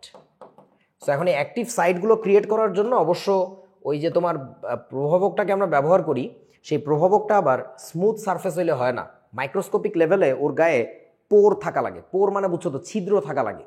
সেই ছিদ্রগুলো তুমি ইচ্ছা মতো ড্রিল মেশিন দিয়ে ফুটা করলে হবে না, আমি তো বলছি মাইক্রোস্কোপিক লেভেল লাগে, মানে যেটার সাথে ওই বিক্রিয়কের লক অ্যান্ড কি মেকানিজমটা কাজ করবে। তোরা কি বুঝছিস আমার কথা বাবা? ওকে, সো এখন ঘটনা হচ্ছে, আমাকে একটু বলেন তো, যদ্দূর বুঝছেন আরো বুঝাতেছি আস্তে আস্তে, বলো। এক্ষেত্রে প্রভাবক ড্যাশ প্রভাবকের সক্রিয় স্থানের সংখ্যা বৃদ্ধি করে। প্রভাবক ড্যাশ মানে এই শূন্য স্থানে কি হবে?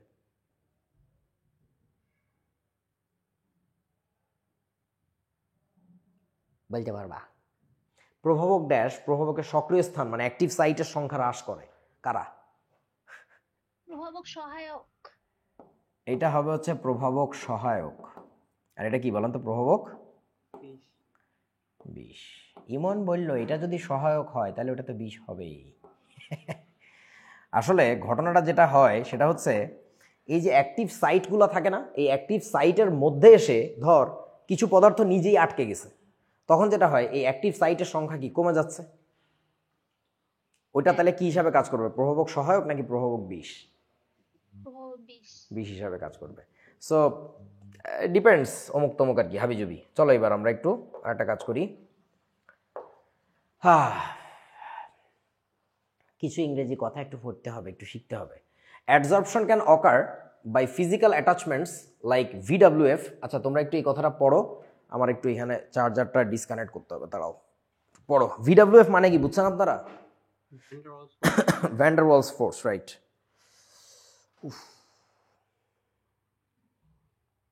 রাব্বি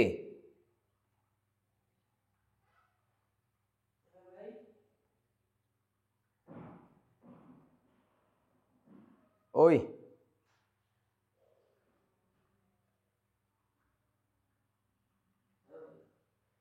চার্জারটা একটু দাও তো ফোনের।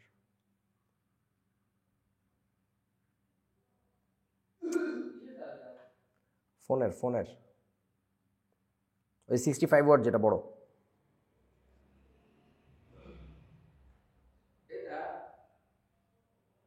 চার্জারটা রে বাবা, ওটা তো অ্যাডাপ্টার।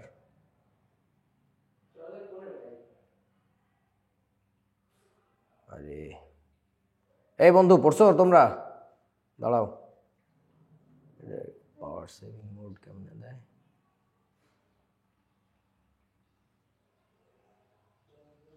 পড়ে কি কিছু বোঝা গেছে? বুঝছি। আচ্ছা, কেউ একটু পড়েন তো, আমি একটু শুনি কি পড়ছেন, কি বুঝছেন। Abstraction can occur by physical attachments like DWS or by any chemical পাইছি, এটা দিয়ে দিলে হবে।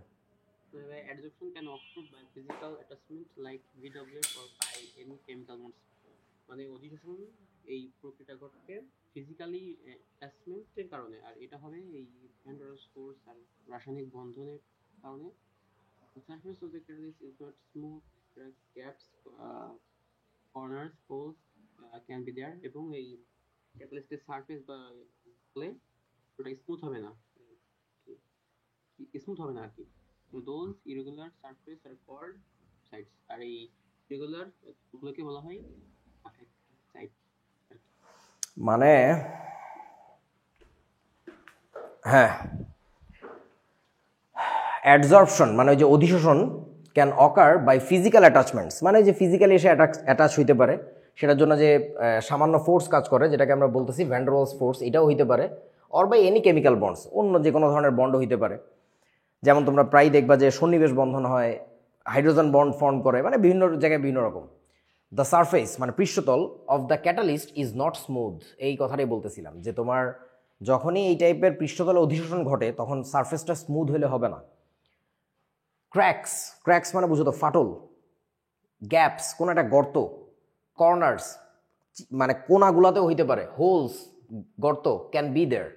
দোজ ইরেগুলার সারফেসেস মানে ওই যে ইরেগুলারের বাংলা কি, অনিয়ত, অনিয়ত যে পৃষ্ঠতল আর কল্ড অ্যাক্টিভ সাইড। সো এই যে অ্যাক্টিভ সাইড হিসাবে কারা কাজ করে এটা, সো এটার বাংলা করতে আমার কষ্ট হইতেছিল, এভাবে ধুয়ে দিছি। থাক, তোমরা কি বুঝতে পারিছো?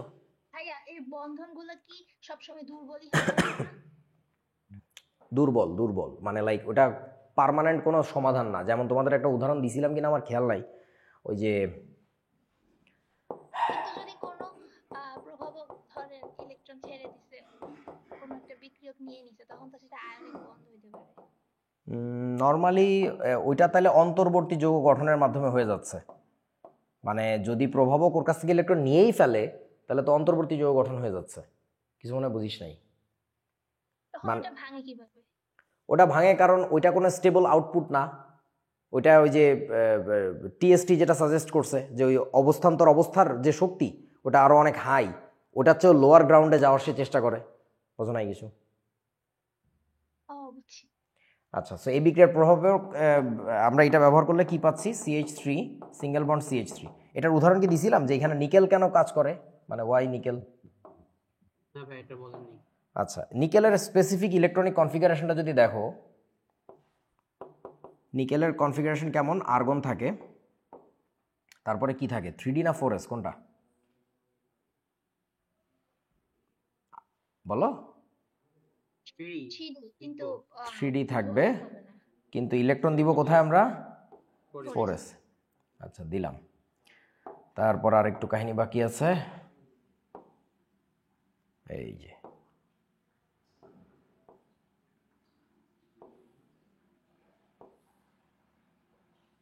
ওকে।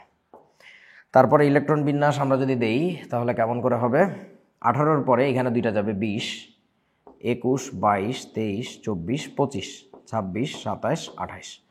সো এই চেহারা দেখে একটু বোঝো তো, এই যে দুইটা গ্যাপ আছে, এই দুইটা গ্যাপ থাকার কারণে তোমরা কি বুঝতেছো হাইড্রোজেনের যে বন্ধনটা তোমরা লেখো ডট আর ক্রস দিয়ে লেখো না, এর মানে কি আসলে এই দুইটা হাইড্রোজেনের যে বন্ধনজোড় ইলেকট্রন তাদের দুইজনের কিন্তু স্পিন উল্টা, পরস্পরের সাথে উল্টা। সো এখন এই বন্ধনটা ভাঙে, কেন ভাঙে, কারণ এই বন্ধনটা যদি ভাঙা যায় তাহলে দেখেন তো দুইটা হাইড্রোজেনের কি দুইটা আনপেয়ার্ড ইলেকট্রন তৈরি হয় না, ওর একটা ইলেকট্রন এর একটা ইলেকট্রন। ওই ইলেকট্রন দুইটা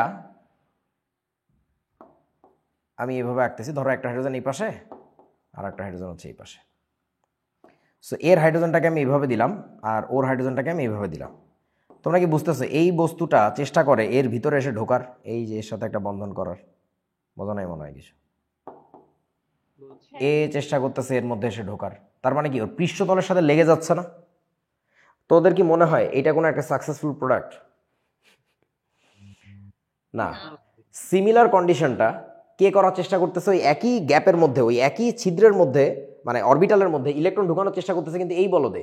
কারণ এই বলদের যখন এই পাই বন্ডটা ভাঙে, পাই বন্ড মানে একটা বিশেষ বন্ড আর কি, যাই হোক, এই দুই পাশে দুইটা হাত হচ্ছে না, এই দুই হাত হওয়ার মানেও তো ওই একই জিনিসই তৈরি হচ্ছে, আনপেয়ার্ড ইলেকট্রন। ওই আনপেয়ার্ড ইলেকট্রনগুলো এর মধ্যে ঢোকার চেষ্টা করতেছে। তখন আসলে যেটা হচ্ছে, নিকেল বলতেছে তোরা আমাকে কেন কুতাকুতি করতেছ, তোরা হাত ধরলেই তো ভালো হয়। তোমরা কি বুঝছো আমার কথা? বুঝছি ভাইয়া। তাইলে ওর সারফেসের গায়ে দুজনকে টেনে নিয়ে আসতেছিল বন্ধনের লোভ দিয়া, বাট আনার পরে দেখলো ওরা নিজেরা যখন বন্ধন ভাঙছে নিকেলের সাথে বন্ধন করার জন্য, তখন দেখা গেল যে ভাই ওদের নিজেদের মধ্যে বন্ধন হয় বেশি ভালো। So that's it. এটা একটা ভালো এক্সাম্পল হইতে পারে যে কিভাবে আসলে ঘটনাটা ঘটে। ওকে, আমি এটা লিখতেছি না, তাহলে এই বন্ধন আর একটা থাকুক।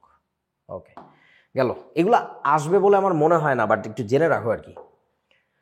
ওকে, তারপরেরটা অন্তর্বর্তী যৌগ গঠনের মাধ্যমে আসলে এটা আসতে পারে। এটা নিয়ে বইতে একটু 2-4টা কথাবার্তা বলছে, ওই পৃষ্ঠতল অধিশোষণ নিয়ে খুবই কম কথা আছে আর কি, দেখবা। অন্তর্বর্তী যৌগ গঠনের মাধ্যমে কেমনে হয়? মাঝামাঝি কোনো একটা উদ্ভট যৌগ তৈরি হবে, যেটাকে আমরা বলবো অন্তর্বর্তী যৌগ বা সকৃত জটিল। পরে ওই জটিল অবস্থাটা ভেঙে সাকসেসফুল প্রোডাক্ট তৈরি করে। এবং এই ঘটনা তোমরা কি বলতে পারবা কোন ধরনের প্রভাবন প্রক্রিয়ায় ঘটে? সমসত্ব নাকি অসমসত্বতে, জানো? সমসত্ব।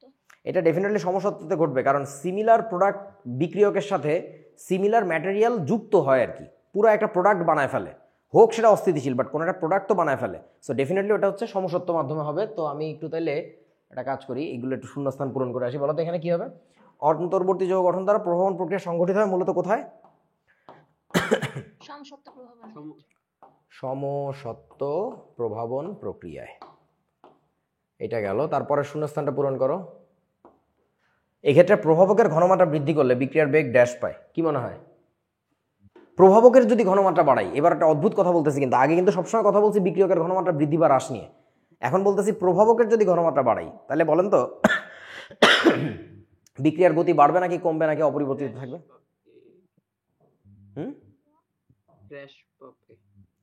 হ্রাস পাবে মানে কি? হ্রাস পাবে? হ্রাস পাবে। আচ্ছা, কি হবে? কি মনে হয়? ইমনের মনে হচ্ছে হ্রাস পাবে, আর বাকিরা? আর বৃদ্ধি। বন্ধুরা তো হ্রাস বলছে, অপরিবর্তিত বলছে, তাহলে আমি অপরটা বলে দিই, বাকি একটা আছে ওটা বলে দিই। এটা আসলেই বৃদ্ধি পায়। আজকে তো তিহা খুব ফর্মে আছে দেখি। কিরে ভাই, যা কইতেছে সব আন্দাজে আন্দাজে মিলিয়ে যাইতেছে, না বুঝে শুনে। কেন বৃদ্ধি পায় তোমরা বোঝো? ওই যে প্রভাবকটা যার সাথে অন্তর্বর্তী যৌগ গঠিত হচ্ছে, ও নিজেই যে একটা বিক্রিয়ক, এটা কি বুঝতেছো? হ্যাঁ, সেটার জন্য। ইন্টারমিডিয়ারি কম্পাউন্ডটা তৈরি না হলে তো এই বিক্রিয়া সামনের দিকে আগাইতো না, বা আগাইতে অনেক কষ্ট হইতো, অনেক দেরি হইতো, সক্রিয়ণ শক্তির মান অনেক উঁচা থাকতো, মনে আছে? প্রভাবক দিলে, মানে প্রভাবক বলতে কিন্তু এখানে আমরা ধনাত্মক প্রভাবক বুঝতেছি আর কি। এই প্রভাবকগুলো দিলে কি হয়? বিক্রিয়ার জন্য একটা নিম্নতর শক্তির রাস্তা তৈরি হয় না? সক্রিয়ণ শক্তির একটা নিম্নতর রাস্তা, ওইটা আর কি।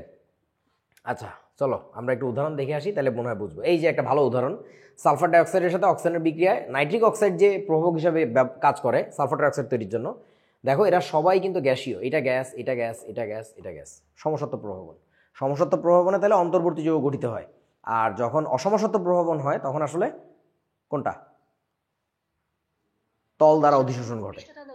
আচ্ছা, সো এই বিক্রিয়ার স্টেপ দুইটা যদি একটু বোঝার চেষ্টা করো যে এখানে কেমনে ঘটে, 2 ধাপ বিক্রিয়া, মানে 2 ধাপে আসলে ঘটনাটা ঘটে। আমরা দেখতে পাচ্ছি যে সালফার ডাইঅক্সাইডের সাথে অক্সিজেন বিক্রিয়া করে সালফার ডাইঅক্সাইড তৈরি করছে। নাও মাঝখানে একটু এসে নাক গলায়। এসে কেমনে নাক গলায় সেটা হচ্ছে, দেখো নাইট্রিক অক্সাইড NO প্রথমত অক্সিজেনের সাথে যুক্ত হয়, তখন তৈরি হবে হচ্ছে NO2। ওই NO2 তারপরে মূলত সালফার ডাইঅক্সাইডের সাথে বিক্রিয়া করে। তার মানে বুঝতেই পারতেছো সালফার ডাইঅক্সাইড অলরেডি একটা স্টেবল যৌগ, সে সরাসরি অক্সিজেনের সাথে আর বন্ধনযুক্ত হইতে চায় না। কিন্তু নাইট্রোজেন ডাইঅক্সাইড আবার যখন তৈরি হয়, নাইট্রোজেন ডাইঅক্সাইডের কাছ থেকে সে ঠিকই অক্সিজেনটা নেয়, নিয়ে তখন কি তৈরি করে? SO3। আর ওই NO আবার NO আগের মতো। তাহলে বলো তো এই যে NOটা মানে তুমি প্রথমে দিছিলা, সেই NOটাকে আবার পুনরুদ্ধার হয়েছে না? পুনরুদ্ধার মানে বুঝছো তো, মানে আবার আগের মতো। দ্যাটস ইট, ডান। তাহলে তুমি এই 2টা লাইন যোগ করলেই দেখবা এই NO কাটে যাচ্ছে, এই NO2 কেটে যাচ্ছে, তাহলে sulphur dioxide plus half O2 বিক্রিয়া করে SO3, ডান। ইয়েস, তোরা কি বুঝছিস বাবা? বুঝছি। ওকে, ধন্যবাদ। এখন আরও কিছু উদাহরণ দেখতে হবে। এটা তো বইয়ের ডিরেক্ট উদাহরণ, এই উদাহরণগুলো লেখে নাই, কেন যে লেখে নাই আল্লাহ জানে। সহজ সহজ সুন্দর উদাহরণ, ইথানল থেকে ইথিন প্রস্তুতি। তোমরা কি টের পাচ্ছ আমরা আবার অর্গানিকের মধ্যে চলে যাচ্ছি? হ্যাঁ হ্যাঁ ভাইয়া। এটা আমাদের সময় কত নাম্বার অধ্যায় ছিল বলছি? 13 নম্বর অধ্যায় ছিল ফার্স্ট পার্টের। 17 নম্বর অধ্যায় ছিল হচ্ছে ফার্স্ট পার্টের, টোটাল চ্যাপ্টার নাম্বার ছিল 17। তার মানে 13 নম্বর অধ্যায়ে এসেই তোমাকে না একটু অর্গানিকের ঘ্রাণ দিচ্ছে আস্তে আস্তে, কারণ সেকেন্ড পেপার পুরোটাই ছিল অর্গানিক। কত সুন্দর একটা সিলেবাসের ডিজাইন ছিল, এবং তোদের সাথেও তো বেশি দিন বাকি নেই, তো অর্গানিক শুরু করে ফেলবো। কি বাকি আছে আর? কেমিক্যাল বন্ড, ইলেকট্রোকেমিস্ট্রি শেষ, পুরো ইন্টারমিডিয়েট শেষ। আচ্ছা, ইথানল থেকে আমরা যখন ইথিন বানাবো, এই বিক্রিয়া তোমরা 9 10 পড়ছো, তোমরা কিভাবে পড়ছো কি জানি? CH3 CH2OH, ethanol. আচ্ছা, এইটাকে আমরা কি সংকেতটাকে এইভাবে লিখতে পারি? এই OH-টাকে নিচে এনে লেখা যায় নাকি কোনো আপত্তি আছে? না ভাই, আপত্তি নাই। আচ্ছা, এই CH3টাকে না লিখে আমি যদি লিখি CH2, আর যদি এইখানে আর একটা হাইড্রোজেন লিখে দেই, তাহলে কি হবে? ইথানল। হবে। আচ্ছা, তো তোমরা যে বিক্রিয়াটা শিখছো সেই বিক্রিয়াটা হইতেছে এরকম ছিল। ইথানলের মধ্যে মারি দেয় কি বলো তো বন্ধু? সালফিউরিক অ্যাসিড, মনে আছে? গাঢ় সালফিউরিক অ্যাসিড দেয়। হ্যাঁ ভাইয়া। এইখানে H2SO4 দেয়। দিলে যেটা হয়, গাঢ় সালফিউরিক অ্যাসিড একটা কি নিরোধক না? হ্যাঁ। নির্ভর। নিরোধক বুঝো তো? মানে ও আরেকজনের গায়ের মধ্যে থেকে কি টেনে নিয়ে আসে? পানি বের করে নিয়ে আসে। শোষণ করে। তাহলে এটা হচ্ছে কনসেন্ট্রেটেড নিতে হবে অবশ্যই, এটা কিন্তু লঘু নিলে কাজ হবে না। আচ্ছা, যখন তুমি এটাকে গাঢ় অবস্থায় নিবা, তখন যেটা হয়, এইখানকার হাইড্রোজেন আর এই হাইড্রোক্সিলটা চলে যায়। চলে যায় কি তৈরি করতেছে বন্ধু? CH2 ডাবল বন্ড হয়ে যাবে CH2 প্লাস পানি। এই বিক্রিয়া তোমরা লিখছো না 9 10-এ? লিখছি ভাইয়া। এখন আসো, ওই যে বিক্রিয়ার মেকানিজম নিয়ে কথা বলতেছিলাম, এর ভিতরে যে আসলে কত তামাশা আছে সে যদি দেখো, তুমি পড়ালেখা আজকেই ছেড়ে দিবা যে এত তামাশার দরকারটা কি। দেখাইছিলেন ক্লাস 10।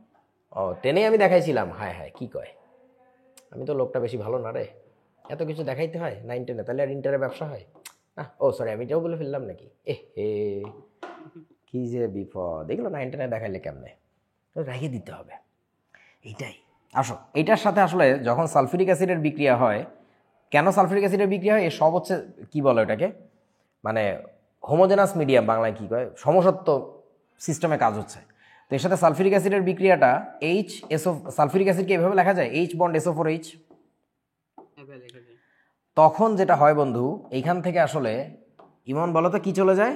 এই OH-টা কাকে নিয়ে যায়? ওয়েস্টার্নে হাইড্রোজেনকে নিয়ে চলে যায়। হ্যাঁ, CH3 CH2 SO4 তৈরি হয়। এই যে, তাহলে এটার প্রোডাক্টে কি পাবো আমরা? এইটার প্রোডাক্টে পাইতেছি তো খুব মজাদার একটা জিনিস পাবো, হচ্ছে CH3 bond CH2 bond SO4H লেখা যায়, প্লাস পানি বের হয়ে গেছে। পানি। এই যৌগটাকে আমরা কি বলি বলো তো? এই যৌগটাকে, এটার নাম জানাটা জরুরি না, এটা একটা অস্থিতিশীল যৌগ, কোনো রকমের তৈরি হয়েছে। এটা কি বলে ইমন? এই রে, পোলাডারে পড়ায় কোনো লাভ হয় নাই। ইথাইল হাইড্রোজেন সালফেট, আমি সংক্ষেপে লেখার জন্য H লিখে দিলাম, তোমরা বুঝো কি বলে এটাকে। ইথাইল হাইড্রোজেন সালফেট, এই যে ইথাইল মূলকের সাথে হাইড্রোজেন সালফেট, বুঝছিস কি বাবা? এটাকে কি ইথাইল বাইসালফেট বলা যায়? বলা যায়, বলতে ভালো শোনা যায় না, এই কারণে সবাই বলে ইথাইল হাইড্রোজেন সালফেট। ওকে, এখন এর পরের ধাপে আমরা যে কাজটা করব সেটা হচ্ছে এই যৌগটাকে আবার নিয়ে আসব। আমাদের আনা লাগবে না, ওই চলে আসে একা একা। সো এখানে দেখো, এই CH3টাকে না লিখে আমরা কি এটাকে এরকমভাবে লিখতে পারতাম না? এই যে CH2 বন্ড,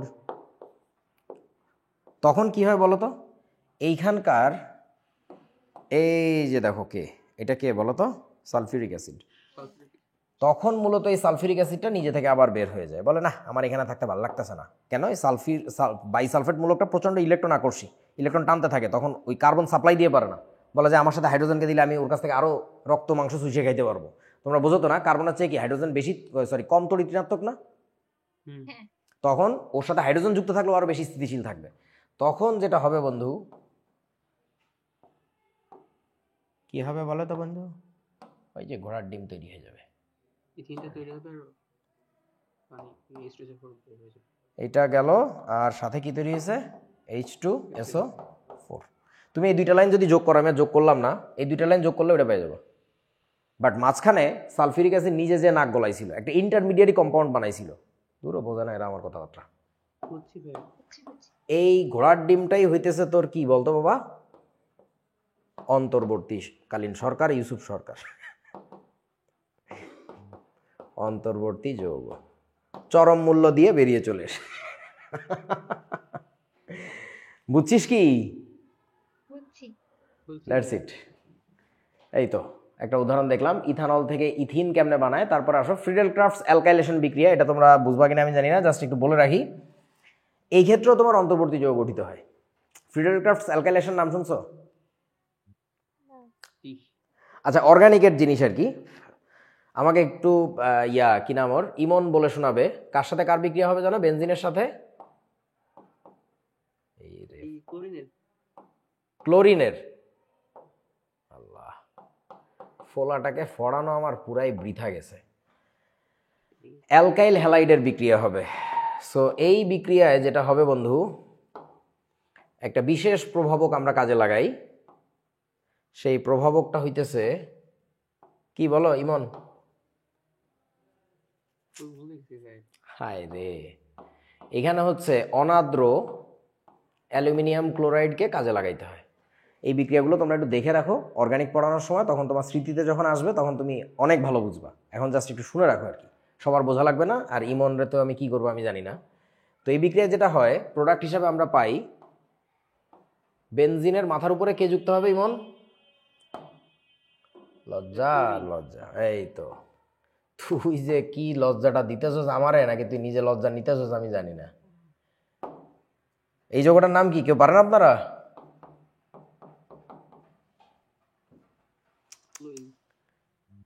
কোন যৌগটার নাম? ক্লোরিন? ফ্লোরিন? কি ক্লোইন ক্লোইন যেন কইতেছে, কেউ কি বুঝছস কি বলছে?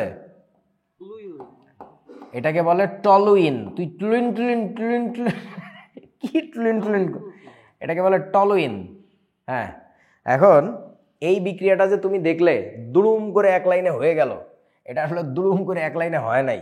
এর মধ্যে মাঝখানে একটা অন্তর্বর্তী যৌগ গঠিত হয়েছিল, যে অন্তর্বর্তী ইউসুফ সরকারকে ছাড়া এই বস্তুটা তৈরি হইতো না। আচ্ছা, এই বিক্রিয়াটাকে আবিষ্কারকের নাম অনুযায়ী আমরা বলি হচ্ছে ফ্রিডেল ক্রাফটস বিক্রিয়া। এখন ফ্রিডেল ক্রাফটস বিক্রিয়া হচ্ছে দুই প্রকার, একটা হচ্ছে ফ্রিডেল ক্রাফটস অ্যালকাইলেশন আর একটা হচ্ছে অ্যাসাইলেশন। ঠিক আছে, কি বলছি বন্ধু? একটা হচ্ছে ফ্রিডেল ক্রাফটস অ্যালকাইলেশন। অ্যালকাইলেশন বিক্রিয়া যেটা, এই যে এইটা যেটা, এই ফ্রিডেল ক্রাফটস অ্যালকাইলেশনকে কেন অ্যালকাইলেশন বলে ইমন? তাও জান না। এইটা কি অ্যালকাইল মূলক না বন্ধুরা? বেনজিন চক্রে তুমি অ্যালকাইল মূলক যদি ঢুকাও, এটাকে আমরা বলি হচ্ছে অ্যালকাইলেশন বিক্রিয়া। বুঝতে পারছো? বেনজিন চক্রে যদি তুমি কখনো ক্লোরিন ঢুকাও, তখন তাকে কি বিক্রিয়া বলে বলেন তো? ক্লোরিনেশন। বেনজিন চক্রে কখনো যদি তুমি নাইট্রোমূলক ঢুকাও, তাকে কি বলে জানো? নাইট্রেশন বিক্রিয়া। বেনজিন চক্রে কখনো তুমি যদি সালফোনিক অ্যাসিড মূলক যেটা আছে একটা বন্ড SO3H, এইটাকে বলি আমরা সালফোনেশন বিক্রিয়া। ব্যাপারটা এরকম আর কি। হাইড্রোজেন ঢুকাইলে বলে হাইড্রোজেনেশন বিক্রিয়া। So that's it. এখন ব্যাপারটা কেমনে হয় আমি একটু দেখানোর দুঃসাহস করতেছি, জাস্ট শুনে রাখো প্লিজ, কেউ মরে যাও না আর কি। আমরা আজকে কি নাম এটার নাম কি তো, কেমিক্যাল কাইনেটিক্সের কবরে লাস্ট পেরেকটা মারতে আসছি। কবরে না, কফিনে। এটা মারতে যায়, তোমার কফিনে যেন লাস্ট পেরেক না পড়ে যায়। বেনজিনের প্রতিটা কার্বনে কি একটা করে হাইড্রোজেন আছে জানো না? জানো তো সবাই নাকি? C6H6। এখন একটা হাইড্রোজেনকে একটু বের করে লিখলাম, কাজ আছে আমার আসলে তো। আচ্ছা দেখ বাবা, এই যে এইখানে আমি সব হাইড্রোজেন কেন বাইর করে করে লিখিনি, কারণ আমি জানি এই হাইড্রোজেনটা এখান থেকে চলে যাবে, এইটার একটা খেলা আছে, এই জন্য এটাকে আলাদা করে লিখছি। বুঝতে পারছেন তো? একইভাবে হাইড্রোজেনটাকে আমি একটু বাইর করে লিখলাম। এখন তোমরা কিছু জিনিস আরও পরে জানতে পারবা, এই হাইড্রোজেনটা একটু প্লাস হয়ে থাকে, হালকা একটু প্লাস হয়ে থাকে। কেন হালকা একটু প্লাস হয়ে থাকে? বেনজিনের একটা বদ অভ্যাস আছে, এটাকে বলে রেজোন্যান্স। মানে ওর ভিতরে একটা ইলেকট্রনের ঘূর্ণি চলে, একটা বুঝো নাই, ঘুরানটি চলে একটা। তো এই ঘূর্ণির জন্য বাইরে থেকে ইলেকট্রন টানতে থাকে নিজের দিকে। তখন আমাকে একটু বলেন তো, ইলেকট্রনের ফ্লোটা এদিকে হবে না? বুঝতে পারছিস? যখন ওই ইলেকট্রনের ফ্লোটা এদিকে হয়, তখন হাইড্রোজেনটা একটু পজিটিভ হয়ে যায়, ওই একটু ইলেকট্রন হারায়। ওকে, তো এখন এর সাথে মূলত প্রথমে বন্ধন করতে আসে কি জানো? এর সাথে প্রথমে, সরি আমি ভুল লিখতেছি, আগে এটা লেখা যাবে না, আগে তোমাদের অন্য জিনিস দেখাই। এই যে দেখো CH3Cl যেটা ছিল ওইটার সাথে মূলত ওই অনাদ্র যে অ্যালুমিনিয়াম ক্লোরাইড ওইটার বিক্রিয়া হবে। তোমাদের কি 9-10-এর কিছু কথা মনে পড়ে? অ্যালুমিনিয়াম ক্লোরাইড কি ধরনের যৌগ জানো ছিল? 9-10 MCQর জন্য খুব ইম্পর্ট্যান্ট। কি যৌগ জানো বলে? মনে নাই করো? হাই হাই, অষ্টক সংকুচিত যৌগ মনে আছে আপনাদের? না না, কি বললি? হ্যাঁ না না না, কোনটা? হ্যাঁ বলছে। অ্যালুমিনিয়ামের লাস্টের সালে কি 6টা ইলেকট্রন না এখানে অষ্টক সংকুচিত যৌগ, সো ও তো একটু অস্থিতিশীল। ও কি করে? ইলেকট্রন বেশি আছে কার কাছ থেকে ইলেকট্রন নেওয়া যায় সে ধান্দা করে। সে ধান্দাবাজ লোক পাওয়া গেছে এই যে ক্লোরিন। তখন যেটা হয়, এই ক্লোরিনটা মূলত, এই ক্লোরিনটা তো একটু ডেল্টা মাইনাস হবে, বুঝতে পারতেছে, এটা কি হবে একটু ডেল্টা প্লাস। আর ইমনের মনে থাকার কথা, অ্যালকাইল মূলক এমনি ইলেকট্রন একটু বিকর্ষী গ্রুপ, সো একটু পজিটিভ হয়ে এমনি থাকে। এই আবেশী ধর্ম। হ্যাঁ আবেশী ধর্ম। এই ক্লোরিনটা এসে খুব সহজেই এই অ্যালুমিনিয়ামের সাথে বন্ধনযুক্ত হয়ে যায়। তখন এখানে কি তৈরি হয় বলুন তো আমাকে একটু? তখন এখানে তৈরি হবে CH3 কথা পরে বলতেছি, প্লাস এইখান থেকে কি বেরোয়ছিল? এই বন্ধনটা যখন ব্রেক করে বেরোয়ছিল তখন কি Cl মাইনাস বেরোয়ছিল নাকি Cl নিরপেক্ষ, কোনটা? নাকি Cl প্লাস, কোনটা বলেন তো বাকিরা, ইমন বাদে? প্রশ্নটা কি বুঝছিস? Cl minus. Definitely Cl minus. এখানে যে বন্ধনজোড় ইলেকট্রন ছিল, এই বন্ধনজোড় ইলেকট্রন দুইটাই ক্লোরিন টান দিয়ে নিয়ে চলে যাবে। তখন যেটা হবে, ওখান থেকে বেরোয়েছে কিন্তু Cl মাইনাস। তাহলে Cl মাইনাস যদি AlCl3 এর সাথে যুক্ত হয় তাহলে ওটা কি প্রোডাক্ট তৈরি হয়েছে জানেন? AlCl4 মাইনাস হয়েছে না? মাইনাস। এখন ছিল Cl3, আগে ছিল Cl3, এখন হচ্ছে Cl4 আর সাথে একটা মাইনাস। কেন? ওই যে ওখানে মাইনাস ছিল। তাহলে বলেন তো এই যে CH3 যে বস্তুটা, এটা কি হবে? প্লাস। এখন প্লাসটা এই পাশে দিছি দেখে কেউ অবাক হয়েও না, মানে আসলে টেনশনের কিছু নাই, মানে অর্গানিক পড়তে গেলে বুঝবা কেন এই পাশে প্লাস দিছি। তুমি চাইলে ওই পাশেও দিতে পারো, কোনো সমস্যা নেই, এই পাশে দিলেও কোনো ভুল নাই, বাট দেখতে কেমন একটু অড লাগে, এই পাশেই দাও আর কি, বুঝবা, অর্গানিক পড়তে গেলে বুঝবা। এই তোদের কিন্তু এগুলো লাগবে না, বুঝছিস তো, পরীক্ষা এগুলো কিছুই লাগবে না, আমি জাস্ট দেখাইতেছি, জাস্ট অ্যাপ্লিকেশন আর কি, যে এগুলো জানলে ভালো। আচ্ছা সরি, এরপরে বলো তো কি হবে? তোদের কি মনে হয় এই যৌগটা যেটা তৈরি হয়েছে এটা খুব স্থিতিশীল কোনো যৌগ? না, প্রচন্ড রকমের অ্যাসিডিক। এটা গান্ডু মার্কাটা যৌগ, শখে শখে হয়েছে যে দেখি আমি একটু অষ্টক পূরণ করে দেখি কেমন লাগে। দেখো তুমি এখন চরম মূল্য দিবা, তুমি একটা অন্তর্বর্তী জিনিস।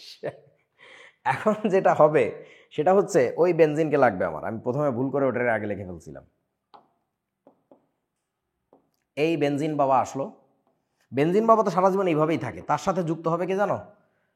এই সান্দু, এবং তাহারও সাথে যুক্ত হবে এই সান্দু। সবাই একলগে চলে আসবে, যে দেখি এখন কি করা যায়। এখন চরম মূল্য দিতে হবে। কিভাবে চরম মূল্য দিবে দেখো, এই ক্লোরিন যেটা Cl মাইনাসের সাথে ঢুকছিল সে আবার বিপদে পড়ে যায়, কয় যে এই কোথায় আসলাম আমি তো ইলেকট্রন টেনে টুনে নিয়ে থাকতে চাই, তো অ্যালুমিনিয়ামের সাথে যুক্ত হইতে আসলাম, অ্যালুমিনিয়ামের তো নিজের কাছে ইলেকট্রন ছিল না। তোরা মনে হয় আমার কথা বুঝিস নাই, ও তো নিজেই গরিব। তখন এই ক্লোরিনের চোখ যায় ওই হাইড্রোজেন প্লাসের দিকে, আরে এ তো লক্ষ্মী বাচ্চা, এর সাথে যদি আমি বন্ধনযুক্ত হই, এই যে এই বন্ধুটার সাথে যদি আমি বন্ধনযুক্ত হই, অর্থাৎ ওকে যদি টেনে খুলে নিয়ে আসতে পারি এখান থেকে, তাহলে বলেন তো আমাকে একটু এখানে প্রোডাক্টটা কি পাচ্ছি আমরা? HCl। হ্যাঁ, ওটা তো খুব সুন্দর স্টেবল একটা যৌগ। তাহলে ব্যাপারটা বোঝো, কি থাকলো আমার কাছে? এই বন্ধু থাকলো, এই বন্ধুর মাথায় হাত, চান্দি ফাঁকা থাকুক। এইখানে আমার আবার কি তৈরি হয়ে যাবে, তোরা কি বুঝতেছিস? AlCl3 হয়ে যাবে NCl3। প্লাস ওই এইচ এসে এখান থেকে ক্লোরিন নিয়ে কি তৈরি করলো বলেন তো? HCl। তোমরা বোঝো নাই? বুঝছি। এইবার দেখো এই জায়গাটা অলরেডি কিসের ছিল, একটা পজিটিভ টাইপের জিনিসের একটা ঘাটতি তৈরি হয়েছে না? হ্যাঁ। আর একটা পজিটিভ বসে বসে এখানে আঙ্গুল চুষতেছে যে আমাকে কেউ নেয় না, আমাকে কেউ খেলায় নেয় না। তোমরা বোঝো নাই কি হবে? নিয়ে নিবে খেলায়। হ্যাঁ, খেলায় ওই চান্দিতে নিয়ে বসায় দিবে, বলবে তুমি এখানে এসে বসো। এই যে ডান, দ্যাটস ইউর প্রোডাক্ট। এই যে তুমি একবারে দেখতেছিলে এটা তৈরি হয়, যে এটা আসলে স্টেপ বাই স্টেপ হয়। এবং তখন আমাকে একটু বলেন, এইখানে তোমার অন্তর্বর্তী ইউসুফ সরকার কোনটা? এই বস্তুটা, এইটা হচ্ছে সেই অস্থায়ী অন্তর্বর্তী জটিল, বা কিছু একটা নাম দিলে আর কি, জটিল যৌগ। এবং তোমাদেরকে একটা কথা বলছিলাম যে এই যে অন্তর্বর্তী গঠন বা ওই যে মনে আছে তো সক্রিয়িত জটিল, ওই জায়গাটাতে সবসময় একটা কাজ করতে নিষেধ করছিলাম। বলেন তো কি করতে নিষেধ করছিলাম? কারোর মনে আছে ওই সময়? কারোর? যোজনের হিসাব করবা না, এটা অন্যায়। ব্যাপারটা হচ্ছে এখানে দেখো অ্যালুমিনিয়ামের যোজনী কত মনে হচ্ছে? 4 মনে হচ্ছে না?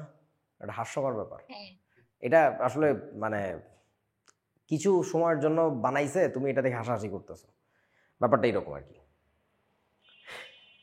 ওকে, বুঝছেন কি আপনারা কিছু? আচ্ছা, এটা না বুঝলেও চলবে, এটা অর্গানিকের পুরো একটা ব্যাপার তো।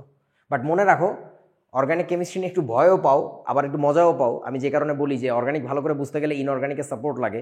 আমি জানি না ইনঅর্গানিকে যদি কেউ এই বিক্রিয়াগুলো একটু দেখে না থাকে হালকা হালকা, তাহলে অর্গানিকে যে সে আসলে যখন বিক্রিয়ার মেকানিজম দেখে তখন তো ডেফিনেটলি তার ঘাবড়ে যাওয়ার কথা যে এই ওরে আল্লাহ কিসের মধ্যে এসে পড়লাম। সো আশা করা যায় তোমাদের জন্য একটু ইজি হবে। সো গ্রাউন্ড প্রিপারেশন আর কিছু না আর কি অর্গানিকের জন্য। ওকে, এইগুলো তো শূন্যস্থান পূরণ করা হয়েছে। অন্তর্বর্তী যৌগ গঠন দ্বারা প্রভাবনের ক্ষেত্রে সক্রিয়ণ শক্তির লেখচিত্র, এটা খুব মজার একটা জিনিস। ভাবো তো কেমন হবে যখন অন্তর্বর্তী যৌগ গঠনের মাধ্যমে প্রভাবন প্রক্রিয়া সম্পাদিত হয়, তখন তাদের সক্রিয়ণ শক্তির গ্রাফটা কেমন হবে? তোমরা কি প্রশ্নটা বুঝছো? কেউ বোঝে না। এক্স অক্ষে আমরা কি রাখছিলাম? রিয়াকশন কোঅর্ডিনেট, বাংলায় কি জানি কয়, ওই বিক্রিয়া অক্ষ আর কি, বা বিক্রিয়ার ধারা, হোয়াট এভার তোমাদের বইতে লেখার সময়। আর ওয়াই অক্ষে আমরা কি রাখছিলাম? শক্তি। মনে পড়ে তো? হ্যাঁ বলো এবার গ্রাফটা দেখতে কেমন হবে?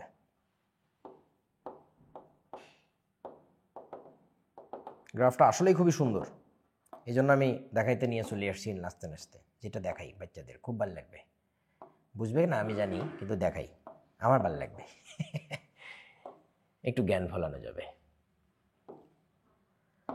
আচ্ছা দেখো ব্যাপারটা কীরকম। নর্মালি সক্রিয় শক্তির গ্রাফ কেমন হয়? এইখান থেকে লাফ দিয়ে উঠে কোনো এক চূড়ায় যাবে, তারপরে গিয়ে এরকম নেমে চলে আসবে। এখন নেমে নিচেও আসতে পারে, আবার এই লাইনের উপরেও থাকতে পারে, ঠিক তো নাকি? হ্যাঁ নর্মালি এরকম হয়। এখন এখানে এরকম হবে না। আচ্ছা থাকুক, এটা থাকুক, দূর না।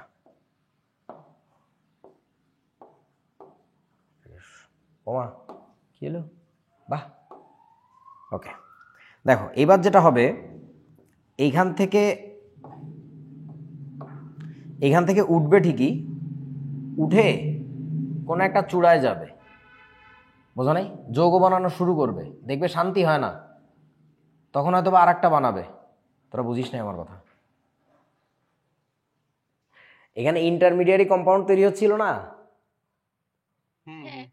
ইন্টারমিডিয়ারি কম্পাউন্ড তৈরি হওয়ার মানে কি? বন্ধন যখনই গঠিত হবে তখনই তো কিছুটা শক্তি ছাড়বে, ওর এনার্জি ড্রপ করবে।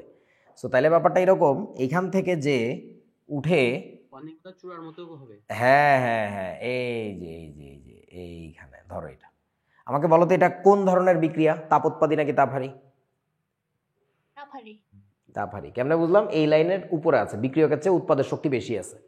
আর যদি তুমি এটারে চাও, তুমি তাপোৎপাদী বানাই দিতে পারো। কেমনে? এটাকে টেনে নিয়ে আসবা নিচে, দেখতে একটু ভূতের মতো লাগবে, দেখে মনে হবে তোমার নানা নাচতেছে।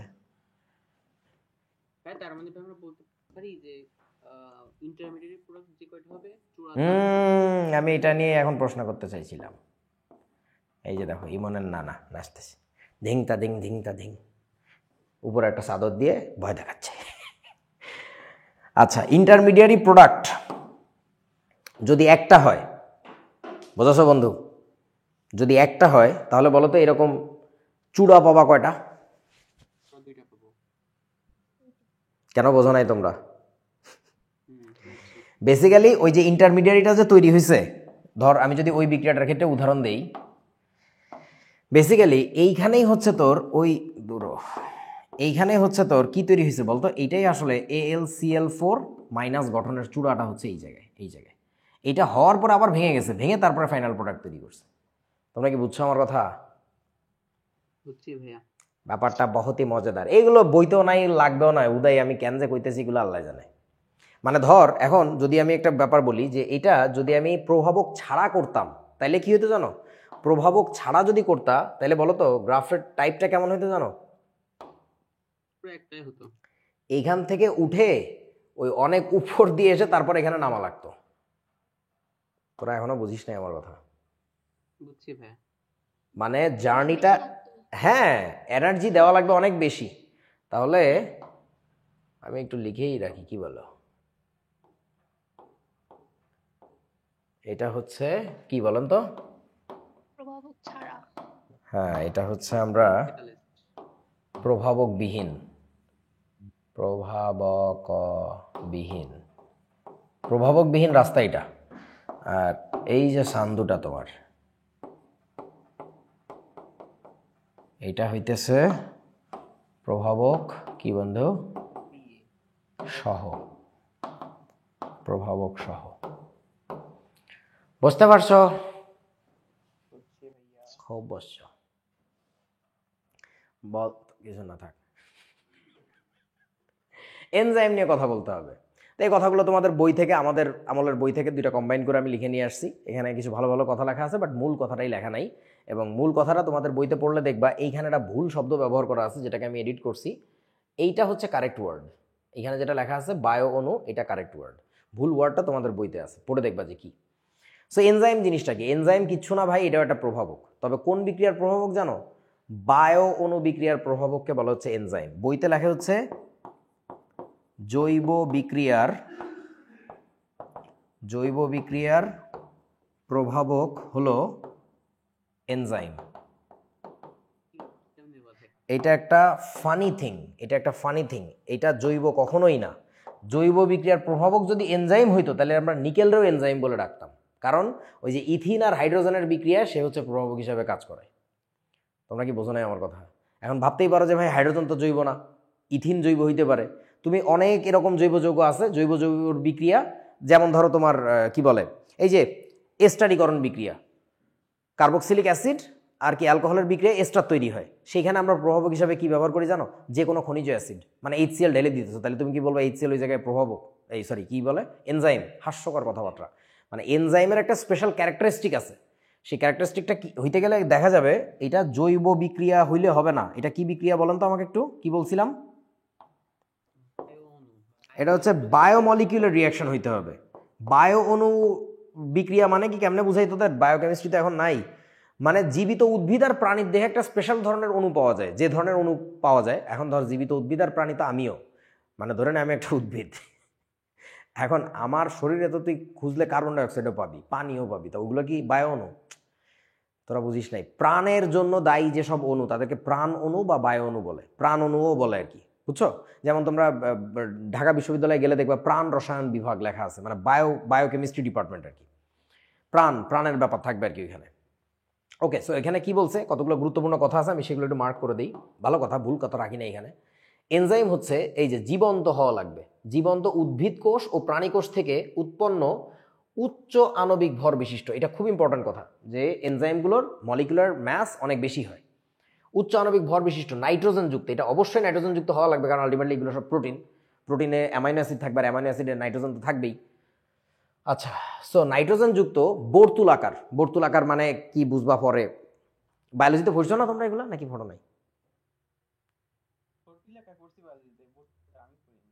আচ্ছা, বর্তুলাকার প্রোটিন নামক জটিল, প্রোটিন জাতীয়, এখানে জাতীয় হবে, আমাকে একটু ইমন ঠিক করে দিস তো, প্রোটিন জাতীয় জটিল জৈব পদার্থ। মানে এইগুলা না খুবই কমপ্লেক্স। ইভেন এনজাইমের যে স্ট্রাকচার আসলে কেমন, আণবিক ভর জানা যায়, আণবিক সংকেতটা যে কেমন, এইগুলো নিয়ে এখনো বিজ্ঞানীরা ফাইট করে, যে আসলে এই জিনিসটা কি, অদ্ভুত রহস্যময় একটা জিনিস আর কি। পানিতে এরা কলয়েড তৈরি করে, এটা এমসিকিউর জন্য দিছে, আমাদের সময় আসতো, পানির মধ্যে কলয়েড তৈরি করে, মানে নর্মাল দ্রবণ না আর কি। এবং তা অত্যন্ত কার্যকরী বায়ো অণু বিক্রিয়ার প্রভাবক, বায়োমলিকুলার রিয়াকশনের প্রভাবক। এবং কার্যকরী কেন বলছে? অনেক বিশাল বিক্রিয়ায় সামান্য একটু এনজাইম হলে হয়ে যায়। মানে আমরা প্রভাবকের ক্ষেত্রে শিখছিলাম না যে অনেক অ্যামাউন্টের বিক্রিয়াকে প্রভাবিত করতে পারে অল্প একটু প্রভাবক, মনে আছে? এনজাইমের ক্ষেত্রে ব্যাপারটা আরো বেশি মারাত্মক। মানে তোমার পুরো বডির বিক্রিয়া দেখা যাবে খুব সামান্য একটা এনজাইম দিয়ে কাণ্ড ঘটায় দেওয়া যাচ্ছে, মানে কোনো একটা স্পেসিফিক রিয়াকশন। আচ্ছা, তাহলে এটার সংজ্ঞাটা তোমাদের গুহসারের বই থেকে নেওয়া, এই যে হলুদ কালি দিয়ে মার্ক করা। এনজাইম হলো উচ্চ আণবিক ভর বিশিষ্ট প্রাণহীন। ওই যে দেখো, এনজাইমের নিজের কিন্তু প্রাণ নাই, কিন্তু সে প্রাণ রাসায়নিক বিক্রিয়ায় অবদান রাখে। প্রাণহীন, অদানাদার, এটা একটা ভালো কথা, ইম্পর্টেন্ট পয়েন্ট। অদানাদার নাইট্রোজেন ঘটিত রহস্যময়, এই যে দেখো তোমাদের গুহ স্যারের বই থেকে নেওয়া কথা, খুবই ভালো কথা বলছে। রহস্যময় এক প্রকার জটিল কাঠামোর জৈব যৌগ যা মূলত বিভিন্ন বায়ো অণু বিক্রিয়ার প্রভাবক। এখানে আমি এডিট করছি, বইতে ঘোড়ার ডিম জৈব যৌগ লেখা, জৈব বিক্রিয়ার প্রভাবক। আচ্ছা, যেমন কতগুলো মুখস্থ উদাহরণ দেওয়া আছে, আমার এগুলো মনেই থাকে না। ডায়াস্টেজ, ইনভার্টেজ, ম্যালটেজ, জাইমেজ, এগুলোর নাম শুনছো তোমরা, এগুলো বিভিন্ন এনজাইম। এ পর্যন্ত প্রায় 3000 ধরনের এনজাইম শনাক্ত করা হয়েছে। এরা জটিল জৈব যৌগগুলো আর্দ্র বিশ্লেষিত করে অপেক্ষাকৃত সরল অণুতে পরিণত করে। এই কথাটা একটু পারলে মনে রাখো, কাজে লাগতে পারে। এরা কি করে, জটিল জৈব যৌগগুলোকে আর্দ্র বিশ্লেষণ করে সরল অণুতে পরিণত করে, মানে সিম্পলার স্ট্রাকচারে কনভার্ট করে আর কি। ওকে, এনজাইম নিয়ে এখানে ফাঁকা রাখছে কেন গরুতে, বলদ নাকি? এনজাইমের প্রভাবে উচ্চ আণবিক ভর বিশিষ্ট জটিল অণু ভেঙে কুটু কুটু ঘোড়ার ডিম করে দিয়ে। আচ্ছা, এই যে অ্যাক্টিভ সাইটের কনসেপ্ট, সেটা আরও ভালো করে শেখা যায় এনজাইম থেকে। মানে যদি একটু ইউটিউব করে দেখো, মানে এখানে অনেক অ্যানিমেশন দেখাইতে হবে। মানে এনজাইমগুলোর স্ট্রাকচার যেরকম জটিল টাইপের হয়, অদ্ভুত টাইপের হয়, ওদের যে অ্যাক্টিভ সাইটগুলোও তৈরি হয় সেগুলোও খুবই জটিল টাইপের হয়, মানে খুবই উইয়ার্ড। যে মানে এই গ্যাপটাই কেন আল্লাহ দিছে তাই, ওই গ্যাপের মধ্যেই ওই বিক্রিয়কটা এসে যুক্ত হয় আর কি। আচ্ছা, যেমন এই বিক্রিয়াটা তোমাদের জানা উচিত সবার, এটা সেই বিশেষ বিক্রিয়া। বলো তো কোন বিক্রিয়া? এই বিক্রিয়া কোথায় ঘটে? ইস্ট নামক উদ্ভিদ কোষ থেকে নিঃসৃত জাইমেস নামক এনজাইম গ্লুকোজকে বিয়োজিত করে অ্যালকোহল ও কার্বন ডাইঅক্সাইড গ্যাসে পরিণত করে। বলো তো এটা কোন বিক্রিয়া, জানো কেউ?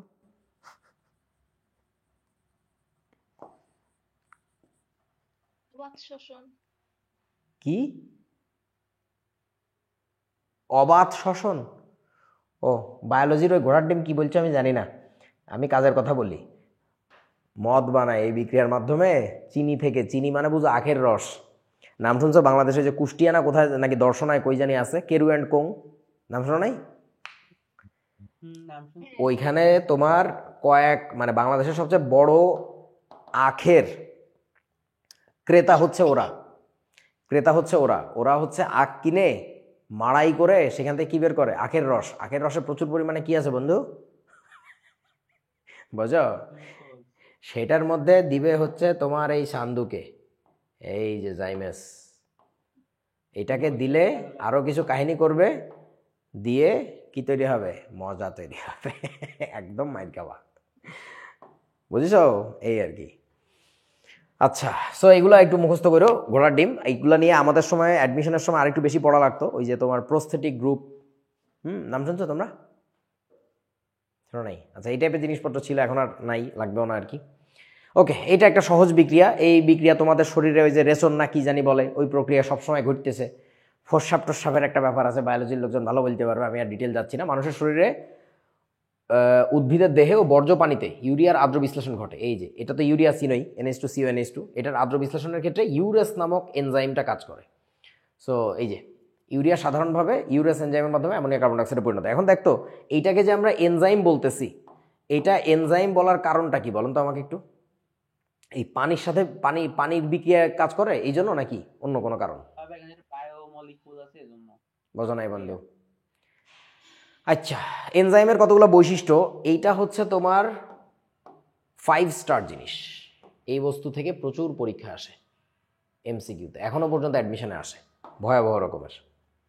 সো এগুলো নিয়ে একটু কথা বলে ফেলা যাক। গঠনগতভাবে এনজাইম কেমন ধরনের জিনিস? Tertiary protein. সো প্রোটিন কি, এটা আগে শিখতে হবে, তারপরে শিখতে হবে টার্সিয়ারি প্রোটিন। ওদিকে যাচ্ছি না। অ্যামাইনো অ্যাসিডের পলিমার কেমনে হয়। আচ্ছা, সো নির্দিষ্ট এনজাইমের প্রভাবন ক্রিয়া সুনির্দিষ্ট। এর মানে কি বুঝো? মানে হচ্ছে ব্যাপারটা খুবই অদ্ভুত, শুনে রাখো। ধরো তোমার লম্বা হওয়ার জন্য একটা বিশেষ এনজাইম কাজ করে, ধরে নিলাম। সেই এনজাইমটা যে বিক্রিয়াকে প্রভাবিত করতে পারে, ওই বিক্রিয়াটা ছাড়া সে দুনিয়ার আর কোনো বিক্রিয়ার প্রভাবক না। কিছু মনে হয় বোঝা নাই? ধরো প্লাটিনাম কি দুনিয়ায় শুধু একটা বিক্রিয়াকে প্রভাবিত করে?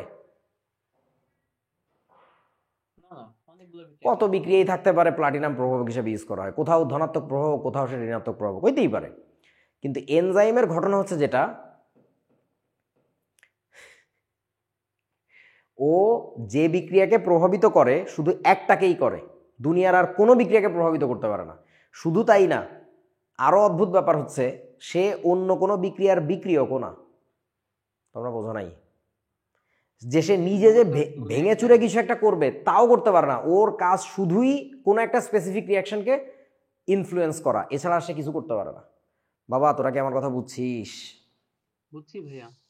আচ্ছা, এটা যদি না হইতো, এনজাইমও তো অনেক বেশি থাকার কথা। হ্যাঁ এনজাইম, অনেক হয় না?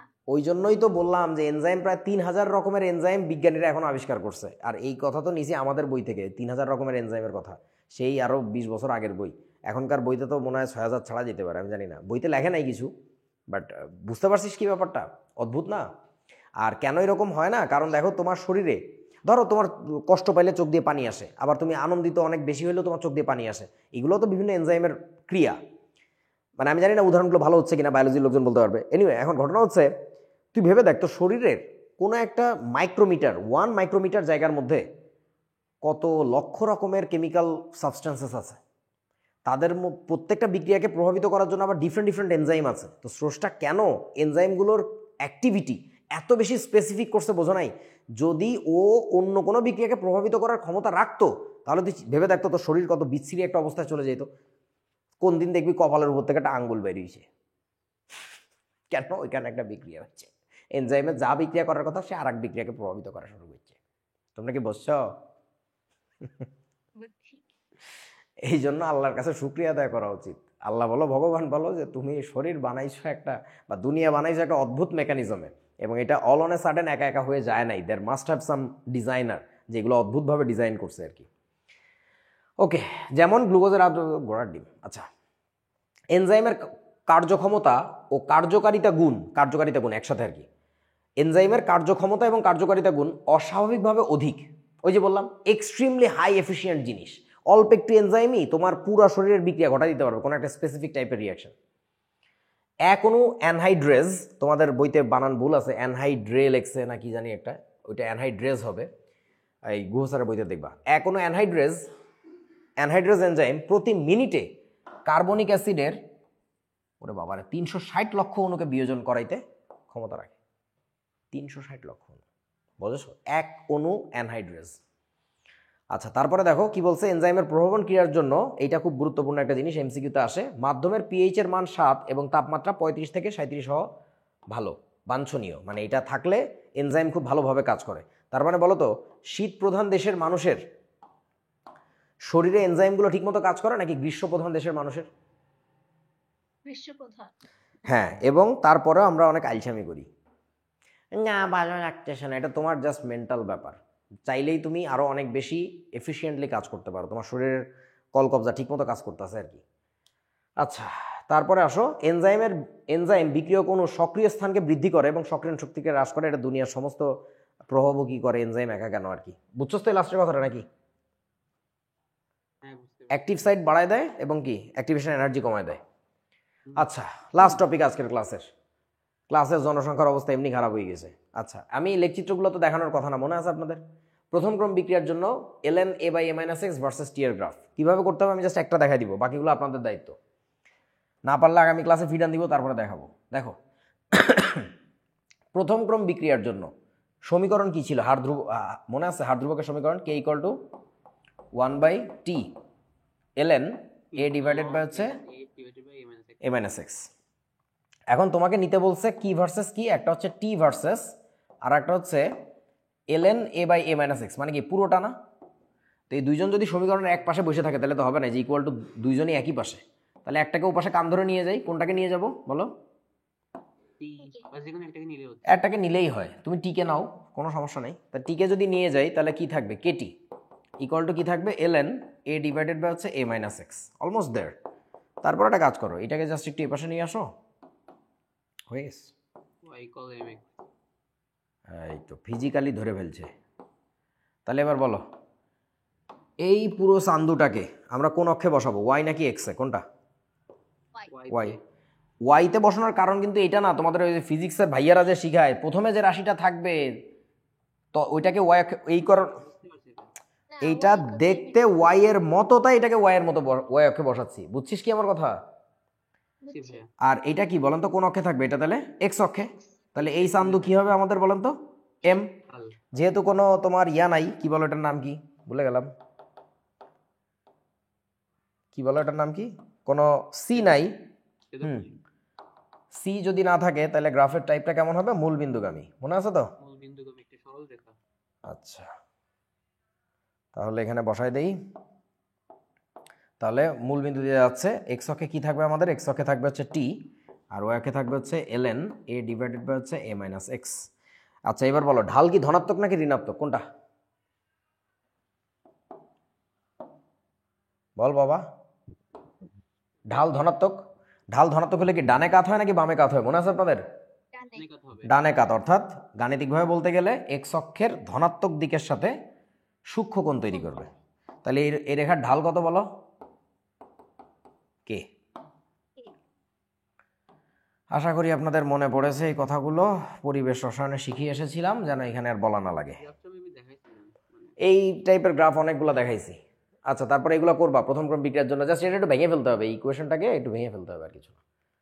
শূন্য ক্রম বিক্রিয়ার জন্য এক্স ভার্সেস টি জাস্ট এক তুড়ির ব্যাপার, এগুলো কোনো ইস্যুই না। দ্বিতীয় ক্রম বিক্রিয়ার জন্য এটা। এখন দেখো আমি যে কটা গ্রাফ দিছি, এই যে এটাই লাস্ট, যে কটা গ্রাফ দিছি সবগুলা গ্রাফই যে তোমার হবে তাও কিন্তু না। কিছু গ্রাফ থাকতেই পারে যেটা আসলে হয় না, এই গ্রাফ আঁকা সম্ভব না। ওইটা তোমার আমাকে গাণিতিকভাবে ব্যাখ্যা করা লাগবে যে কেন এই গ্রাফ আঁকাটা পসিবল না। এটা একটা হাস্যকর কথা যে এই গ্রাফ আঁকতে হবে। তোমরা কি বুঝছো আমার কথা? সামনে রিলেশন হিসেবে সেটা বুঝছি। ওই হবে, কিছু একটা হবে আর কি, ওটা আমাকে ব্যাখ্যা করে দেখাবা যে এই কারণে এই গ্রাফটা আঁকা সম্ভব না। এটা একটা হাস্যকর ব্যাপার, বুঝতে পারছিস? বুঝছি ভাইয়া। আচ্ছা বুঝছি। ওকে, ঠিক আছে। সো আজকের ক্লাস এই পর্যন্তই। তোমাদের আগামী, হ্যাঁ বলো। আমরা গ্রাফ আঁকতে পারি না। কে এটা? একটু ভাইয়া একটু সামনেরটা একটু লাগলো, যাবেন একটু এসএস নিয়ে নি। দাঁড়াও, কে এটা? ফিজু? জি ভাইয়া। ওকে, আচ্ছা বেটা, তুই গ্রাফ আঁকার যে ক্লাসগুলো এইগুলো হচ্ছে, ও তুই তো ফেজ 1 কিনছস না? করতেছি। আচ্ছা ওকে, ওইটার ইমন কত নাম্বার ক্লাস একটু খুঁজে দিস তো ওকে, সম্ভবত লাস্ট ভিডিওটা, লাস্ট ক্লাসটা। আমি ওকে দিয়ে দিব ভাইয়া। আচ্ছা, ওইটা একটু দিস ওকে লিঙ্কটা, তাহলে ও একটু দেখে ফেলবে ওই ক্লাসটা। ওইটা দেখার পরেও যদি না বোঝো তাহলে আমাকে জানাও, বা এই ভিডিওটা এখন যারা দেখবা, ক্লাসের তো উপস্থিতি মাত্র দেখলাম 4-5 জন এখন। সো দেখার পরেও তোমরা যদি না বোঝো তাহলে জানাও, আর ওই ভিডিওটা লাগলে এখানে দিয়ে দিব না, সো দ্যাট সবাই যেন গ্রাফটা শিখতে পারে আর কি। ইমন একটু মনে করে দিস যে ওই ফেজ 1-এর ওই লাস্ট ক্লাসটা ফেজ 3-তে এই টেলিগ্রাম চ্যানেলে দেওয়া লাগবে আর কি, ঠিক আছে? ঠিক আছে ভাইয়া। ওকে বন্ধুরা, তাহলে আগামী ক্লাস হচ্ছে 4 তারিখে হবে ইনশাল্লাহ, রাত 8:30টায়, বা আর একটু আগে হইতে পারে না। এই ভিডিওটা আপনি 8:30টায় না। দেখেছিলেন? কোনটা? এই গ্রাফের ভিডিওটা ও ফেসবুকে আচ্ছা আচ্ছা, তাহলে ফেসবুক থেকে একটু ওই লিঙ্কটাও আমাকে দিস, সো দ্যাট অন্যরাও চাইলে যেন আমি দিতে পারি। আচ্ছা, আগামী দিন এই যে 4 তারিখে যে ক্লাস হবে ইনশাল্লাহ, ওইটা তোমার সম্ভবত 6:30টায় হবে, কারণ ওই দিন তোমাদের ক্লাস নাও হইতে পারে। মানে ওই দিন 25-এর ব্যাচে আমি একটা দুর্দান্ত এক্সপেরিমেন্ট দেখাবো আর কি, সো ওটার জন্য আমার বেশি সময় বেশি প্রিপারেশন লাগবে। ক্লাস নাও হইতে পারে, যদি হয় তাহলে মোটামুটি 6:30টার দিকে হতে পারে আর কি, ঠিক আছে? ওকে বন্ধুরা, টাটা, আল্লাহ হাফেজ, ভাগো। আসসালামু আলাইকুম। ওয়ালাইকুম আসসালাম।